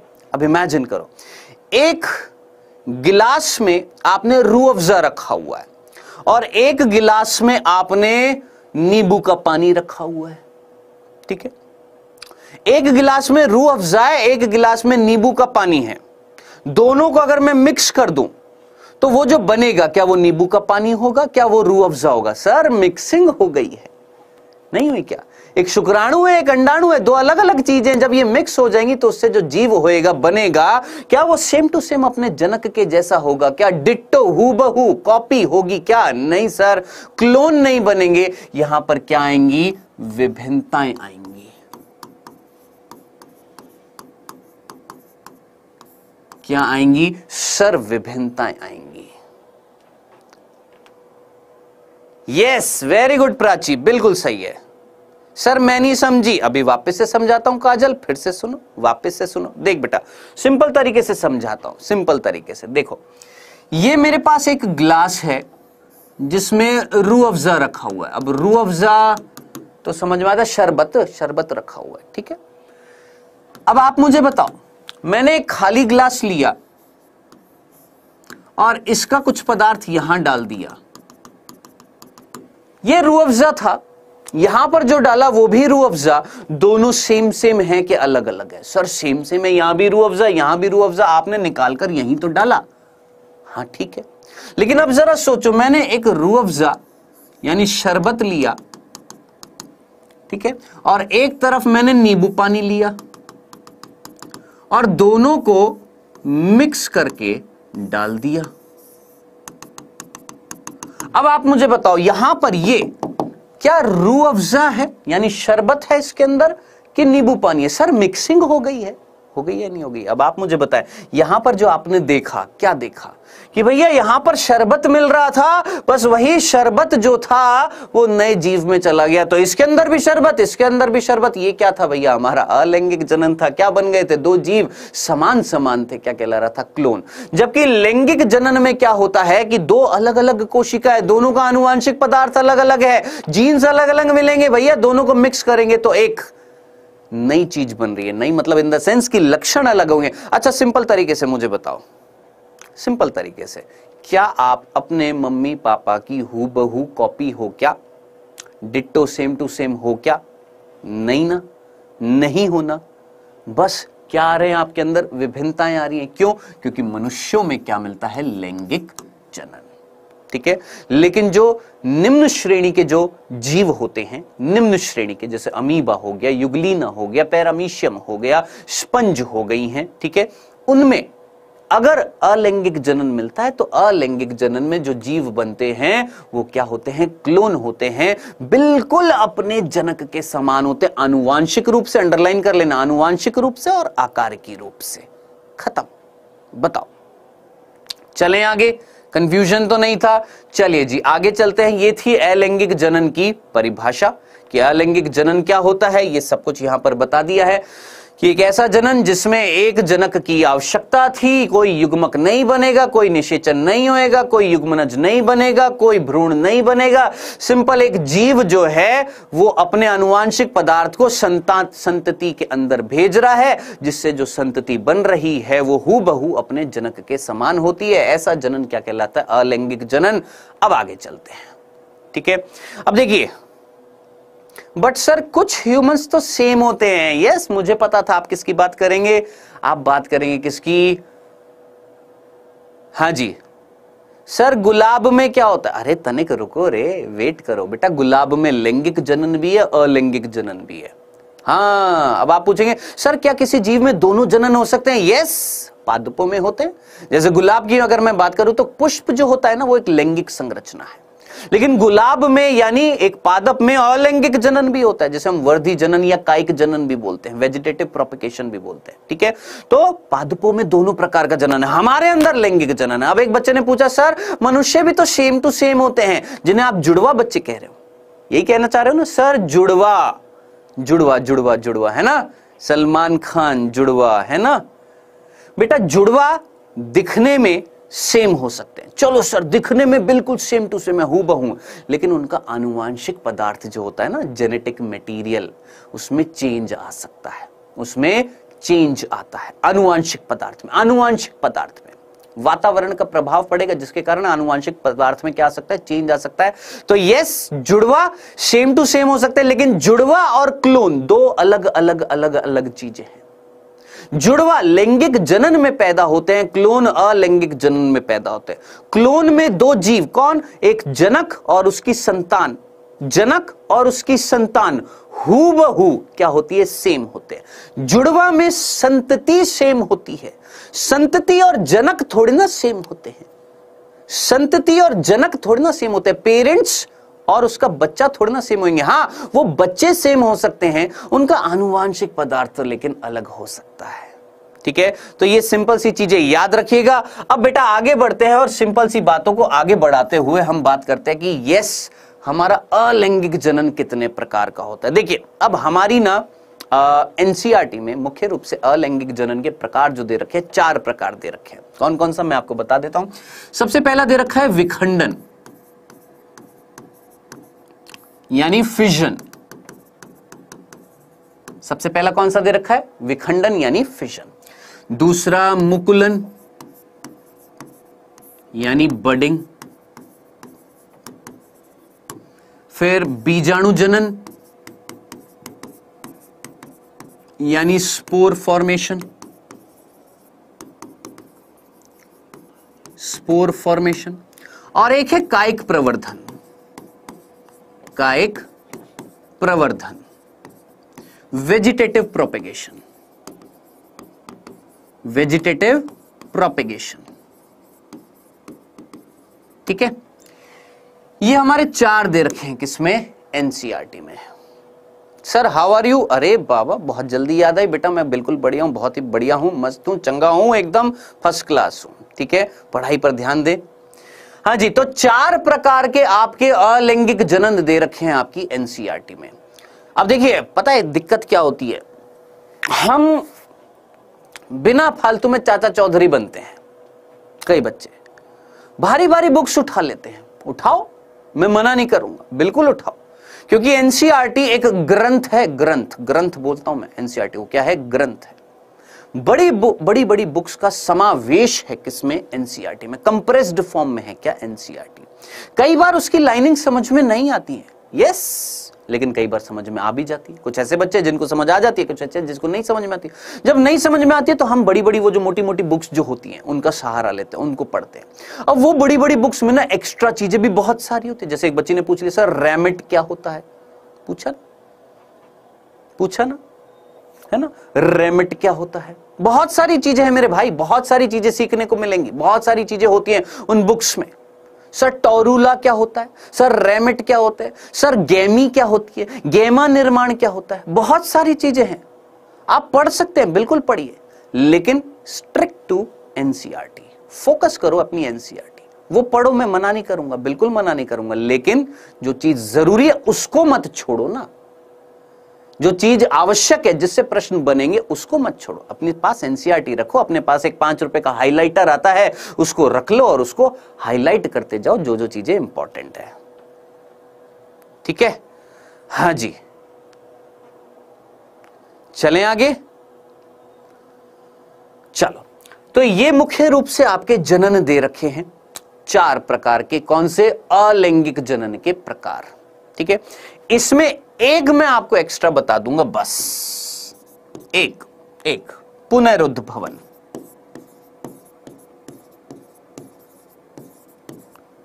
रीजनरेशन। ठीक है, अब ऐसे तो और भी कई होते हैं। विखंडी जनन भी होता है, फ्रेगमेंटेशन भी होता है, गैमा निर्माण भी होता है, गैमी फॉर्मेशन भी होता है। अब देखा जाए तो 7-8 प्रकार हो जाते हैं किसके? अलैंगिक जनन के। बिल्कुल पढ़ा सकता हूं, चाहूं तो पढ़ा दूंगा, लेकिन फायदा नहीं है। ठीक है, अभी के लिए नीट क्लियर करना है, पीएचडी नहीं करनी है। पीएचडी करने का टाइम आएगा, बिल्कुल करिएगा। अभी के लिए इतना जरूरी है, इतने पर फोकस रखेंगे। 5 प्रकार के हम अलैंगिक जनन पढ़ेंगे, जिसमें सबसे पहला हम पढ़ेंगे क्या? विखंडन, फिर मुकुलन, फिर बीजाणु जनन, फिर कायिक प्रवर्धन और फिर लास्ट में पुनरुद्भवन। ठीक है, स्टार्ट करें। आइए, सबसे पहला हम क्या पढ़ने वाले हैं? विखंडन पढ़ने वाले हैं, फिजन पढ़ने वाले हैं। मेरे भाई, विखंडन को हमने अंग्रेजी में बोल दिया क्या? फिजन। सिंपल तरीके से याद रखना है, ज्यादा चाचा चौधरी नहीं बनना है। सिंपल, फिजन, विखंडन। हमने बोला एक शरीर या एक कोशिका, मुख्य रूप से किसमें मिलता है? निम्न श्रेणी के जो प्राणी होते हैं, या मैं बोलूंगा जो एकल कोशिकीय जीव होते हैं, एकल कोशिकीय जो जीव जो होते हैं उनमें मिलता है ज्यादातर। कौन सा? आपका विखंडन। ठीक है, हाँ जी। तो नूरा फातिमा, अनामिका, मानसी, समझ में आ रहा है बच्चों? Hello sir. वर्तिका, बिल्कुल जी, हेलो हेलो हेलो। ठीक है, श्रेया, बातें ना करें। ललिता, ठीक है, चलिए, बहुत ही बढ़िया। कृपया करके बातें ना करें और यहां पर फोकस करें। चलिए, आइए बेटा, तो हमने बोला ज्यादातर ये किसमें मिलता है? एकल कोशिकीय जीवों में। एकल कोशिकीय जीव यानी ऐसे जीव जो सिर्फ एक कोशिका से बने हुए हैं, उनमें मिल रहा है विखंडन। जैसे अमीबा, युगलीना, पैरामीशियम, ये क्या है? एकल कोशिकीय जीव है। ठीक है, हमने बोला ये एक जीव है। ठीक है, और इस जीव ने अपने आप को बांट लिया बराबर भागों में। सिंपल, अपने आप को विखंडित कर लिया बराबर भागों में। क्या कहला रहा है? विखंडन। खत्म। क्या था इसमें? कुछ भी नहीं। सिंपल, विखंडन का मतलब, फिजन का मतलब क्या था? एक जीव अपने आप को 2 भागों में बांट रहा है। अब बोले सर 2 में ही बांटता है या ज्यादा में भी बांट सकता है? बिल्कुल बांट सकता है मेरे भाई। ये लो, ज्यादा में भी बांट दिया। अब तो सर इस हिसाब से तो ये विखंडन 2 प्रकार का हो गया। मैंने कहा हां जी, बिल्कुल 2 प्रकार का हो गया। ये वाला विखंडन क्या कहलाएगा? द्विविखंडन। और ये क्या कहलाएगा? बहुविखंडन। खत्म, खल्लास। ठीक है, तो कई बच्चे पूछे सर विखंडन और द्विविखंडन में कुछ अंतर है? बेटा, विखंडन के 2 प्रकार। विखंडन का मतलब खंडित होना। विखंडन का मतलब खंडित होना, अपने आप को बांट लेना। ठीक है, अब आप बोलेंगे सर कितने भागों में? बेटा, अगर ये 2 भागों में बांट लेगा तो इसे हम बोलेंगे द्विविखंडन, और अगर ये ज्यादा भागों में बांट लेगा तो इसे हम बोलेंगे बहुविखंडन। खत्म।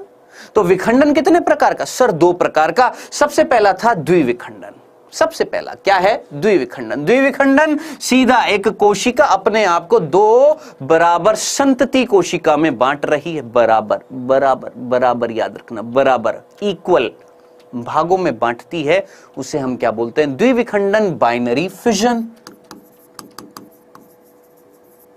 बाइनरी फिजन, द्विविखंडन। सिंपल सा था। चलें आगे, कंफ्यूजन तो नहीं है। अब आप बोलेंगे सर ये किस में मिलता है? सर ये किस में मिलता है? बेटा इसके तीन मुख्य उदाहरण याद रख लेना। पहला अमीबा, जो आपको दिख भी रहा है, दूसरा युगलीना, और तीसरा पैरामीशियम। सिंपल से तीन उदाहरण याद रख लेना, ठीक है। अब युगलीना और पैरामीशियम में ना थोड़ी सी अलग कहानी होती है। क्या? देखिएगा, सिंपल देखो, मान लो ये एक जीव है, ठीक है, इसने अपने आप को विखंडित किया कुछ इस तरीके से।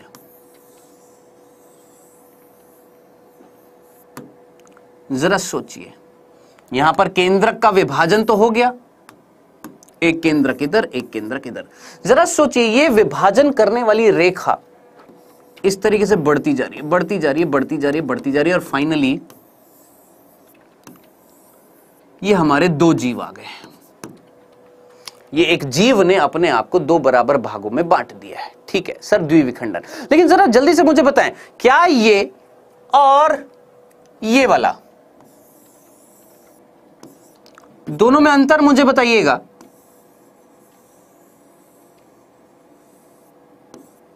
क्या दिखाई दे रहा है? लाल पट्टी तो नहीं आ रही है? आ रही है? एक मिनट हटा देंगे। हाँ जी, इनमें जरा अंतर मुझे बताइएगा, क्या अंतर? सिंपल सा बेसिक सी चीज मैं आपको पूछ रहा हूं, इन दोनों में क्या अंतर दिखाई दे रहा है?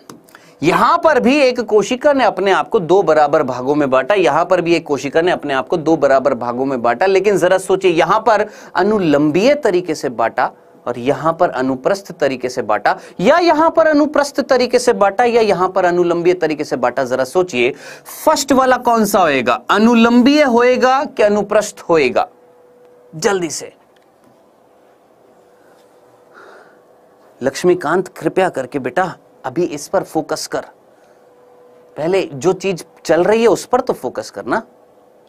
हाँ जी, जरा जल्दी से मुझे बताएं, पहले वाले में अनुलंबीय तरीके से बांटा कि अनुप्रस्थ तरीके से बांटा, दूसरे वाले में अनुलंबीय कि अनुप्रस्थ? आप सीधा बोलेंगे सर ये जो पहले वाला था, ओ हो ऐसे ऐसे ऐसे ऐसे ऐसे काटते हैं सर, ये होता है अनुलंबीय। सर ऐसे ऐसे ऐसे ऐसे काटते हैं सर, ये होता है अनुप्रस्थ। है ना, है ना, है ना, है ना सर, ऐसे ऐसे ऐसे ऐसे काटा अनुलंबीय, ऐसे ऐसे ऐसे काटा अनुप्रस्थ। चलो अभी के लिए ऐसे ऐसे ऐसे ऐसे ऐसे याद करो, लेकिन ये ऐसे ऐसे ऐसे ऐसे कभी मत करना, ठीक है। जैसे मैंने अपने आप को ऐसे काटा, यस अनुलंबीय, ऐसे काटा अनुप्रस्थ, लेकिन वही डॉग को अगर मैं ऐसे काटूंगा ना तो वो अनुप्रस्थ होगा, क्योंकि उसका शरीर का अक्ष ऐसे है, हमारे शरीर का अक्ष ऐसे है।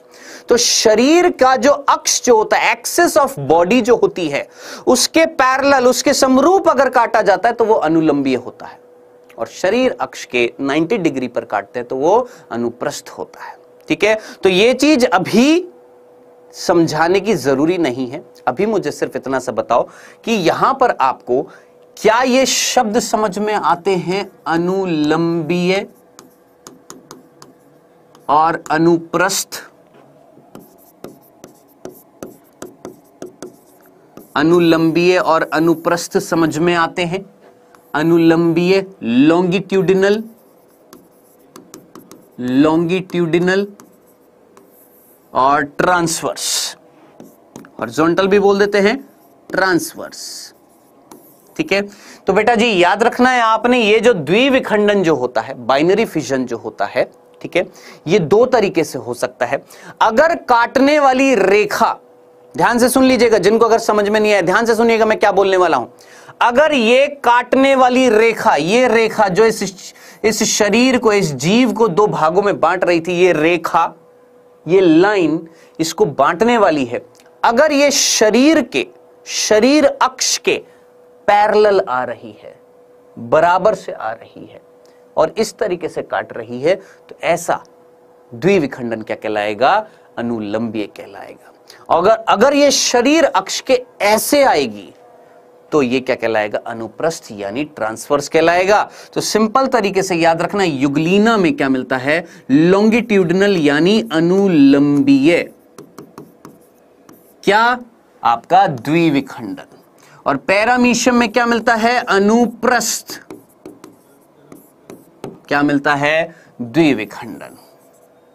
ठीक है। अब आप मेरे से पूछेंगे सर अमीबा में कैसा मिलता है, सर अमीबा में, तो बाबू पहले तो मुझे ये बताओ अमीबा की कोई निश्चित आकृति होती है क्या, जल्दी से। ये देखो ये आए हैं सर केकेआर की जीत हो गई है, क्या करूं फिर, केकेआर नीट में सिलेक्शन कराएगा तेरा, जल्दी से बताओ अमीबा में निश्चित आकृति होती है क्या, क्या अमीबा अपनी आकृति बदलता रहता है, और अगर अमीबा अपनी आकृति बदलता रहता है तो उसका शरीर का अक्ष निर्धारित होता है क्या, क्या उसमें कोई अनुलंबी अनुप्रस्थ हो पाएगा, नहीं, उसमें अनिश्चित हम बोलेंगे क्या हो रहा है, द्विविखंडन हो रहा है किसी भी अक्ष से, क्योंकि उसकी कोई सममिति नहीं होती है। 11वीं कक्षा में याद आ रहा है, प्राणी जगत में आपने पढ़ा था सममिति, याद आ रही है, याद आ रही है, याद आ रहा है। तो अमीबा का कोई निश्चित आकार नहीं होता, उसकी कोई सममिति नहीं होती है, दो बराबर भागों में बट रहा है, किसी भी अक्ष से बांटा जा सकता है, अनुलंबी भी हो सकता है, अनुप्रस्थ भी हो सकता है, कुछ भी हो सकता है। ठीक है, तो ये चीज याद रखना। सर अमीबा किससे गति करता है, बेटा कूटपाद नाम की कोई चीज होती है, कूटपाद, जिसे हम स्यूडोपोडिया बोलते हैं, स्यूडोपोडिया, ठीक है, उससे करता है। ठीक है, याद रखिएगा, जो भोजन को पकड़ने में भी और गति में दोनों में सहायता करते हैं। अब बाबू एक और चीज मुझे बता दीजिए, यहां पर ये जो द्विविखंडन आपको अमीबा में दिख रहा है, ये जो द्विविखंडन आपको अमीबा में दिख रहा है, इसमें कौन अपनी कॉपी बनाता हुआ दिखाई दे रहा है यहां पर, क्या इसकी प्लाज्मा झिल्ली कॉपी बना रही है कि इसका केंद्रक कॉपी बना रहा है, जल्दी से मुझे बताओ अपनी। सोचिए ये एक कोशिका है, ये एक कोशिका थी, मान लो अमीबा ही है, जिसका ये केंद्रक था, पहले केंद्रक ने द्विगुणन किया यानी केंद्रक की कॉपी बनी, फिर उसके बाद यहां पर जो भी बांटना था वो बांट दिया। तो याद रखना अमीबा में या किसी भी जीव जिसमें द्विविखंडन हो रहा है या बहुविखंडन हो रहा है, वहां पर अपनी कॉपीज कौन बनाते हैं, केंद्रक बनाता है, न्यूक्लियस बनाता है। ठीक है, सिंपल सा था। चलिए सर ये तो सिंपल सा था हमारा क्या, द्विविखंडन। अब आगे बढ़ते हैं किस पे, बहुविखंडन। किसकी तरफ बढ़ते हैं, बहुविखंडन। सर बहुविखंडन यानी मल्टीपल फिजन, मल्टीपल फिजन,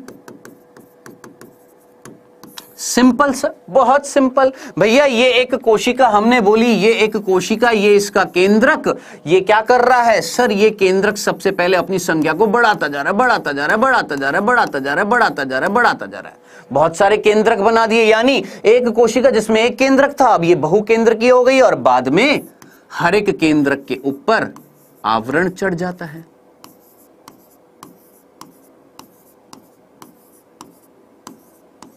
लो जी, यही चीज यहां पर दिखाई गई है।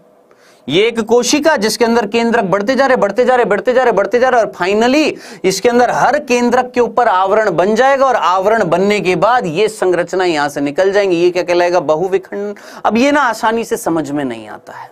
ठीक है, अब इसके दो उदाहरण मेन है, किसके, बहुविखंडन के। किसके मेरे भाई, बहुविखंडन के दो उदाहरण, ध्यान से सुनिएगा। एक है अमीबा। आप बोलेंगे अरे सर अभी तो बताया था अमीबा में द्विविखंडन, तो अमीबा में बहुविखंडन भी होता है। अमीबा प्रोटियस पूरा नाम है अमीबा का, उसमें द्विविखंडन भी होता है, बहुविखंडन भी होता है। ठीक है, वहीं प्लाज्मोडियम, आप अच्छे तरीके से जानते हैं मलेरिया होता है ना इससे, किससे, प्लाज्मोडियम। ये दो उदाहरण आपने याद रखने हैं किसके बेटा जी, आपके बहुविखंडन के। अमीबा में द्विविखंडन भी होता है और बहुविखंडन भी होता है। सर हाइड्रा यीस्ट में कौन सा होता है बेटा, हाइड्रा और यीस्ट में आपका मुकुलन होता है। देख ऐसा, ये देख, ये देख मुकुलन, ये दूसरा है, किस में है, यीस्ट में है, हाइड्रा में है और स्पोंजिला में है। ये एक स्पंज है, ये एक कवक है, और ये एक आपका प्राणी है यानी जंतु है, हाइड्रा। ठीक है, इनमें मुकुलन होता है, ये भी आएगा। ठीक है, हाँ जी, तो पहले हम इसको खत्म कर लें एक बार, क्या? दो उदाहरण थे, एक था अमीबा और एक है प्लाज्मोडियम। पहले हम अमीबा की बात कर लेते हैं। आइए सबसे पहले किसकी बात करते हैं? अमीबा की। अब आप बोलेंगे सर सर सर सर आपने बोला सर अमीबा में बहुविखंडन में हो रहा है, और सर अमीबा में सर आपने द्विविखंडन भी कराया था, तो फिर सर अमीबा द्विविखंडन कब करेगा और बहुविखंडन कब करेगा? कभी भी कर सकता है क्या? ध्यान से सुनना, ज्यादातर द्विविखंडन अमीबा में कब होता है? जब अनुकूल परिस्थितियां होती हैं। अनुकूल परिस्थितियां, परिस्थिति कैसी? अनुकूल। अब आप बोलेंगे सर अनुकूल का मतलब? बाबू जरा सोच समझकर मुझे बताओ, अगर तुम्हें रोज खाना मिले, बढ़िया पानी मिले, रोज खाना मिले, ये परिस्थितियां कैसी होंगी? सर अनुकूल। सोच तेरे को खाना ना मिले, आसपास की वातावरणीय कंडीशंस जो हैं वो खराब हैं, है ना, वो कैसी परिस्थिति? प्रतिकूल। तो याद रखना है, अमीबा में जब अनुकूल परिस्थितियां होती हैं तब वो क्या करता है? द्विविखंडन करता है। जबकि वो बहुविखंडन कब करता है अमीबा? जब उसके पास होती हैं प्रतिकूल परिस्थितियां, अनफेवरेबल कंडीशंस जब होती हैं तब वो क्या करता है? आपका कैसा करता है बेटा जी? याद रखना, प्रतिकूल कब करता है अमीबा? जब प्रतिकूल परिस्थितियां होती हैं तब अमीबा क्या करता है? बहुविखंडन करता है। अब जल्दी से एक बार फटाफट देख लेते हैं अमीबा में क्या होगा। देखिए बेटा, ये अमीबा है, ध्यान से सुनिएगा, ये इसका एक केंद्रक है। ध्यान से सुनिएगा, ये अमीबा है, ये इसका एक केंद्रक है। जब प्रतिकूल परिस्थितियां होती हैं तो ध्यान से सुनिएगा, ये अमीबा अपने चारों तरफ, ध्यान से सुनिएगा, ये अमीबा अपने चारों तरफ एक नहीं, एक दो तीन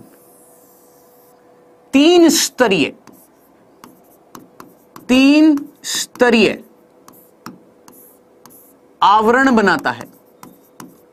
तीन स्तरीय आवरण बनाता है, और इस तीन स्तरीय आवरण को हिंदी में बोला जाता है पुट्टी। क्या बोलते हैं इसको? पुट्टी। और इंग्लिश में बोलते हैं सिस्ट। तो वो बालक जो सीरियसली पढ़ने आए हैं, सीरियसली सुन रहे हैं चीजों को, ध्यान से सुनिएगा, अमीबा जब इसको कौन सी परिस्थितियां मिली? प्रतिकूल, भोजन नहीं मिल रहा, आवास नहीं मिल रहा, वातावरणीय परिस्थितियां खराब है इसके लिए, तो उनसे बचने के लिए, उन बाहरी प्रतिकूल वातावरणीय परिस्थितियों से बचने के लिए ये ना अपने चारों तरफ एक पुट्टी का निर्माण करता है, एक सिस्ट का निर्माण करता है, एक आवरण का निर्माण करता है, जो ज्यादातर कितने स्तरीय होता है? 3 स्तरीय होता है। कोई नहीं पूछने वाला है आपसे नीट में कि कितनी स्तर होती हैं, लेकिन हल्की फुल्की चीज जब इंटरेस्टिंग लगे तो सुन लिया करो, बड़ा मजा आता है ना? मजा आ रहा है? 3 स्तरीय होती है कौन? सिस्ट। चलो ठीक है सर, याद रहे ना याद रहे कोई दिक्कत नहीं, लेकिन ये जरूर याद रखना कि पुट्टी क्या थी? एक आवरण था जो कब बन रहा था अमीबा के चारों तरफ? प्रतिकूल परिस्थिति में। ठीक है सर, समझ में आ गया। अब ये क्या कर रहा है? ये सिस्ट क्या कर रही है? ये पुट्टी क्या कर रही है? सर बचा रही है। ये क्या कर रही है? सर ये बचा रही है किससे? बाहर की कंडीशन से। अब आप मुझे बताएं, आपके घर के बाहर, या मैं बोलूंगा गर्मियों में भयंकर गर्मी है मैं भी क्या बोल रहा हूं, गर्मियों में भयंकर, हाँ जी, गर्मियों में ना बहुत ही भयंकर गर्मी पड़ रही है। मान लो अगर मैं राजस्थान की बात करूं, चूरू जिला है, चूरू है, और भी कई सारी जगह हैं जहां पर बहुत ही खतरनाक लेवल की क्या पड़ती है? गर्मी पड़ती है। ठीक है, तो उस परिस्थिति में लोग बाहर घूम रहे, आहा मौज आ गई, बाहर घूम रहे नहीं, अपने घर में है, बचे हुए हैं, एसी चला रखा है, कूलर चला रखा है, यानी बचने के लिए किसी चीज की हेल्प ले रहे हैं और अपने घर में है सुरक्षित। बस उसी तरीके से इसने अपने आप को बचाया, किससे? बाहर की प्रतिकूल परिस्थितियों से। कैसे? एक आवरण का निर्माण करते हैं। अब ये आवरण बाहर की परिस्थितियों से इसको बचाएगा। ठीक है सर, समझ में आ गया। अब आगे आगे आगे, अब ध्यान से सुनिएगा, अब क्या होगा? या तो वो प्रतिकूल परिस्थितियां बनी रहेंगी, कभी अनुकूल आएगी नहीं। ऐसा अगर हुआ कि कभी अनुकूल नहीं आई, पानी नहीं आया, भोजन नहीं मिला, तो सीधी सी बात है, मर जाएगा, है ना, खत्म हो जाएगा। लेकिन अगर आ गई, कौन आ गई? अनुकूल परिस्थितियां आ गई। कौन सी? फेवरेबल कंडीशन अगर आ गई, तो आने से, जैसे ही आ रही हैं, देखिए आ रही हैं, मतलब आ रही हैं, कुछ समय ही हुआ है आ रही है, उस समय यानी अनुकूल परिस्थितियां जब आना स्टार्ट करती हैं, उस समय ये जो केंद्रक होता है ना, ये धड़ाई धड़ धड़ाई धड़ धड़ाई धड़ धड़ाई धड़ फटाई फट क्या कर लेता है, अपनी संख्या बढ़ा देता है। ओहो हो, क्या बढ़ा दी सर? संख्या बढ़ा दी। किसने? सर केंद्रक ने। चलो जी, बहुत अच्छी बात है। अब क्या होएगा? अब ये जो केंद्रक होता है, इसके ऊपर ध्यान से सुनना, आपने 11th क्लास में एंडोप्लाज्मिक रेटिकुलम नाम सुना है? यस सर, सुना है। कितने प्रकार के थे बाबू, जरा जल्दी से मुझे बताएं, फटाफट बताएं, जल्दी जल्दी जल्दी जल्दी फटाफट मुझे बताएं। क्या आपने 11वीं कक्षा में कोशिका जीवन की इकाई अगर चैप्टर पढ़ा होगा तो सोच समझकर मुझे बताएं, क्या वहां पर अंतःप्रेरक द्रव्य जालिका पढ़ी थी? एंडोप्लाज्मिक रेटिकुलम कितने प्रकार के थे सर? दो कौन से? खुरदरी और चिकनी। खुरदरी क्या बनाती है? रफ क्या बनाती है सर? प्रोटीन बनाती है। चिकनी क्या बनाती है सर? लिपिड बनाती है। साहब दोनों ने लिपिड और प्रोटीन बना दिए। बेटा लिपिड और प्रोटीन मिलकर क्या बनाते हैं सर? आवरण बनाते हैं। याद आ रहा है? ये भी पढ़ा था आपने कोशिका चैप्टर में। याद करिए, प्लाज्मा झिल्ली, कोशिका झिल्ली या कोई भी झिल्ली जो होती है वो मुख्य रूप से किससे बनी होती है सर? लिपिड और प्रोटीन। लिपिड प्रोटीन कौन बना रहा है? अंतःप्रेरक द्रव्य जालिका। तो जरा सोचिए, ये कोशिका, इसके अंदर अंतःप्रेरक द्रव्य जालिका अगर होंगी, वो अंतःप्रेरक द्रव्य जालिका क्या बनाती जा रही है सर? लिपिड प्रोटीन बनाती जा रही है, और वो लिपिड प्रोटीन आवरण बनाते जा रहे। आवरण आवरण आवरण आवरण आवरण आवरण आवरण आवरण आवरण बना दिया। क्या बना दिए सर? आवरण बना दिए हैं। किसके चारों तरफ सर? इन केंद्रकों के चारों तरफ। अब ये जो संरचनाएं जो बनी हैं, इन्हें बोला जाता है, ध्यान से सुनिएगा, स्यूडो पोडियो स्पोर। इनको नाम देते हैं हम स्यूडोपोडियो स्पोर। इतनी सी बात समझ में आई? क्या बोला? अमीबा। क्या मिली? प्रतिकूल परिस्थितियां। क्या बनाया? पुट्टी बनाई। जैसे ही अनुकूल परिस्थितियां स्टार्ट होती हैं, केंद्रक अपनी संख्या को बढ़ा देता है। केंद्रक बहुत सारा हो जाता है तो अंदर इस कोशिका में जो अंतःप्रेरक द्रव्य जालिकाएं हैं वो झिल्लियों का निर्माण कर देती हैं। झिल्लियां इन केंद्रकों के चारों तरफ चढ़ जाती हैं। अब ये संरचना क्या कहलाती है? स्यूडोपोडियोस्पोर्स। जैसे ही पूर्ण रूप से अनुकूल परिस्थितियां आ जाती हैं, ये सिस्ट, ये अनुकूल परिस्थितियां जैसे ही आ जाएंगी, ये सिस्ट, ये पुट्टी, ये क्या हो जाएगी? नष्ट हो जाएगी। पुट्टी नष्ट हो जाएगी। अब आप मुझे बताएं, अनुकूल आ गई है, पानी मिल गया, भोजन मिल गया, ये शिष्ट खत्म हो जाएगी, तो ये निकलेंगे कि नहीं निकलेंगे? यस सर, निकलेंगे। और जब ये निकलेंगे तो बाहर इनको अनुकूल परिस्थितियां मिलेंगी, ये बड़े हो जाएंगे, और बड़े होकर क्या बन जाएंगे सर? अमीबा। अमीबा। अब आप खुद सोच समझकर मुझे बताएं, एक अमीबा से हजारों अमीबा बने हैं या नहीं बने हैं? क्या था सर? बहुविखंडन हुआ है। पढ़ते पढ़ते यही भूल जाता है कि पढ़ क्या रहे थे बाबू। एक अमीबा से हजारों अमीबा बना दिए आपने। क्या हुआ है सर? ये बहुविखंडन हुआ है।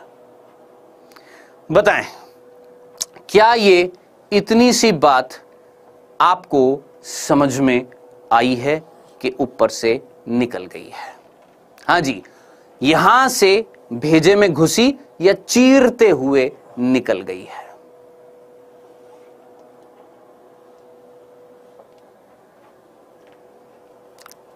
Sir two two two two two ग्लाइडी, क्या टू टू टू, क्या टू टू टू? क्लियर है? हाँ जी, चलें आगे। चलिए बेटा जी, ये तो था बहुविखंडन किसमें? अमीबा में। अब दूसरा जो बहुविखंडन था वो मैंने आपको उदाहरण बताया था, किसमें? प्लाज्मोडियम में। देखिए, प्लाज्मोडियम में बहुविखंडन अभी सिर्फ एग्जाम्पल याद रखना, प्लाज्मोडियम जिससे मलेरिया होता है उसमें बहुविखंडन होता है। ठीक है, जब आप एक चैप्टर पढ़ेंगे मानव स्वास्थ्य और रोग, कौन सा? मानव स्वास्थ्य और रोग, तो वहां पर जब मलेरिया रोग आएगा ना, मलेरिया, तब वहां पर हम इसका जीवन चक्र पढ़ेंगे। किसका जीवन चक्र? प्लाज्मोडियम का। प्लाज्मोडियम का जब जीवन चक्र पढ़ेंगे तो हम पता लगेगा कि प्लाज्मोडियम की एक अवस्था होती है जिसका नाम होता है स्पोरोजोइट, जो कहां पर होती है? मादा एनाफिलीज मच्छर की लार में होती है। जब मादा एनाफिलीज मच्छर काटती है तो उसकी लार से स्पोरोजोइट हमारे रक्त में जाता है, हमारे रक्त से होता हुआ हमारे यकृत में जाता है, यकृत में जाकर उसे शाइजोंट बोलते हैं। वो शाइजोंट ग्लाइकोजन जो होता है उसका उपभोग करता है, ग्लाइकोजन का उपभोग करके वो शाइजोंट क्या करता है? बहुविखंडन करता है और बनाता है मीरोजोइट। फिर वो मीरोजोइट लीवर की कोशिकाओं से, यकृत की की कोशिकाओं से बाहर आते हैं, किसमें, रक्त में, और रक्त में आकर वो मीरोजोइट क्या करते हैं, आरबीसी के अंदर जो हीमोग्लोबिन है, हीमोग्लोबिन में जो ग्लोबिन प्रोटीन है, उस ग्लोबिन प्रोटीन का उपभोग करते हैं और ग्लोबिन प्रोटीन का उपभोग कर साइज में बढ़ जाते हैं, जिनको हम बोलते हैं क्रिप्टोमीरोजोइट्स। ठीक है, तो बहुत सारी चीजें आने वाली हैं प्रभु, टेंशन मत लीजिएगा। अभी सिर्फ इतना सा याद रखना, प्लाज्मोडियम में बहुविखंडन होता है, अभी सिर्फ इतना सा। इसका जब जीवन चक्र आएगा तो मैं अपने आप याद दिला दूंगा कि हमने चैप्टर 1 में जीवों में जनन में मैंने यहां पर आपको बोला था कि प्लाज्मोडियम में बहुविखंडन होता है, वहां पर जीवन चक्र में मैं आपको बताऊंगा बहुविखंडन। एक शाइजोंट अवस्था से मीरोजोइट जब बनते हैं तो होता है बहुविखंडन, और उसी तरीके से ऊसिस्ट जो कहां पर होता है, मादा एनाफिलीज मच्छर के पेट में होता है, उसमें भी क्या होता है, बहुविखंडन होता है, जो आपके ऊपर से चला जाएगा। इसलिए क्रम वाइज चीजें पढ़ेंगे। अभी सिर्फ इतना सा, इन दोनों में क्या हो रहा था, बहुविखंडन हो रहा था प्रभु, इतनी सी बात याद रख लेना, बहुविखंडन के 2 उदाहरण याद रख लेना। अब बेटा जी नेक्स्ट जो है वो है मुकुलन, जिसको हम बोलते हैं बडिंग। ठीक है, मुकुलन नेक्स्ट बडिंग, और इसके बाद है बेटा जी आपका क्या, बीजाणु जनन यानी स्पोर फॉर्मेशन। टाइम हो गया है ज्यादा, तो अभी के लिए आज के लिए सिर्फ इतना ही है, कल आऊंगा तो इन दोनों को भी बताऊंगा, लेकिन रुको, आज जो हमने पढ़ा है सिंपल एक बार रिवाइज करा देता हूं। आज हमने क्या पढ़ा है, रुको क्विज आने वाला है, आज हमने क्या पढ़ा है, जीवन अवधि क्या होती है उसके बारे में बात करी। आज हमने बात करी है जीवन अवधि का क्या शेप से, आकार से कोई लेना देना है, नहीं, जीवों की जीवन अवधि अलग अलग होती है। फिर हमने बात करी जनन क्या है, जनन क्यों जरूरी है, जनन कितने प्रकार का, जिसमें अलैंगिक जनन हमने पढ़ा, और उस अलैंगिक जनन का सिर्फ हमने एक ही प्रकार पढ़ा है, कौन सा, फिजन यानी विखंडन। कल हम पढ़ेंगे क्या बेटा जी आपका मुकुलन, और फिर पढ़ेंगे क्या बीजाणु जनन, ये 2 कल भी पढ़ेंगे, हो सकता है इसके आगे का भी पढ़ लें। चलिए जी, अभी समय हुआ बेटा जी आपके क्विज का। ठीक है, और वो बच्चे जो ऐप पर हैं उनके स्क्रीन पर क्विज आने वाला है, उनकी ऐप पर जो है उनकी स्क्रीन पर आएगा क्विज। पहला प्रश्न आपकी स्क्रीन पर आता हुआ फर्स्ट, जीवों के लिए जनन आवश्यक है। मानसी आ गया बेटा, क्या बात है अनुज, वेल डन अनुज, बहुत अच्छे, बहुत बहुत धन्यवाद रामविलास। प्रश्न करें बेटा जल्दी से, जीवों के लिए जनन आवश्यक है। व्यक्तिगत जीवों को जीवित रखने के लिए, उनकी ऊर्जा की आवश्यकता को पूरा करने के लिए, वृद्धि को नियंत्रित करने के लिए, पीढ़ी दर पीढ़ी प्रजाति को बनाए रखने के लिए। दूसरा प्रश्न, लैंगिक जनन में होता है, लैंगिक जनन में क्या होता है, बीजाणुओं का निर्माण, नर तथा मादा युग्मकों का युग्मन, विशिष्ट जनन संरचनाओं का निर्माण, उपयुक्त में से कोई नहीं। ये दूसरा प्रश्न है।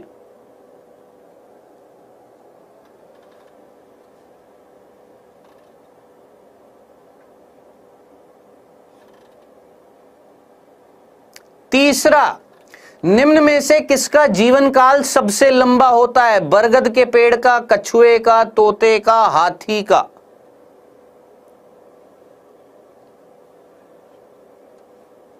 तीसरा प्रश्न, इनमें से 4 ऑप्शन में से किसका जीवन काल सबसे लंबा होता है।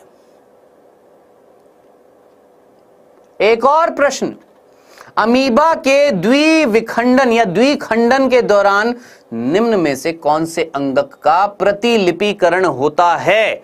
कौन सा अंगक था जो अपनी कॉपी बना रहा था द्विविखंडन के दौरान अमीबा में। प्लाज्मा झिल्ली, केंद्रक, संकुचनशील रिक्तिका या उपरोक्त सभी। सोच समझकर बताइएगा। प्रियांशु पढ़ते नहीं हो ना?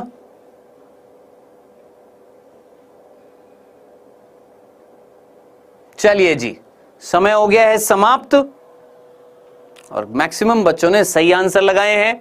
अब मैं एक बार ये बोल देता हूं, यहां पर मेरी 2 फैमिलीज हैं, एक ऐप पर भी हैं और एक यूट्यूब पर भी हैं।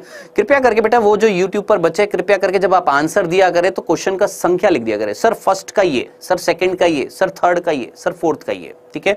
और अगर आप ऐप पर हैं तो आपके सामने स्क्रीन पर क्विज आता है जिस पर आप क्लिक करते हैं, आपका आंसर सबमिट हो जाता है, ठीक है। चलिए जी, जीवों के लिए जनन आवश्यक है।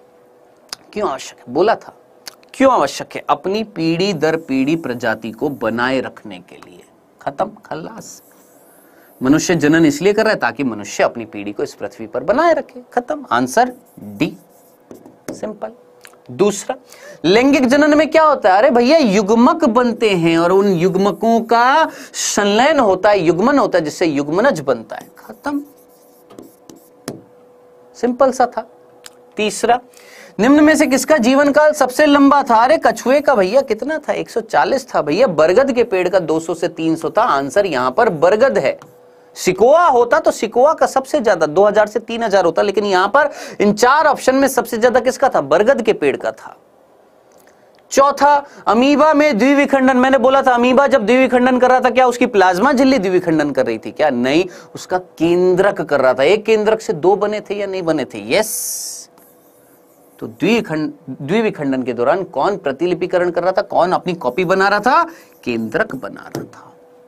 ठीक है, तो ये था बेटा जी आज का लेक्चर। और एक और इंफॉर्मेशन छोटी सी, वो भी सुनते जाइए बेटा। नीट 2023 का एक वीआईपी कोर्स भी चल रहा है आपकी डाउटनेट की ऐप पर, जहां पर आपके टॉप टीचर्स हैं, बेस्ट रिजल्ट्स है, डाउट्स का आपका सभी का सफाया होता है।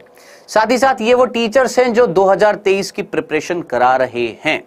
ठीक है, जिसमें मैं भी हूं, प्रियंका मैम भी हैं, पालीवाल सर भी हैं, विपिन सर भी हैं, सौरभ सर भी हैं, रवि सर भी हैं और विपिन चौबिसा सर भी है। 2023 की प्रिपरेशन के लिए इतने सिलेक्शंस हुए मेरे भाई।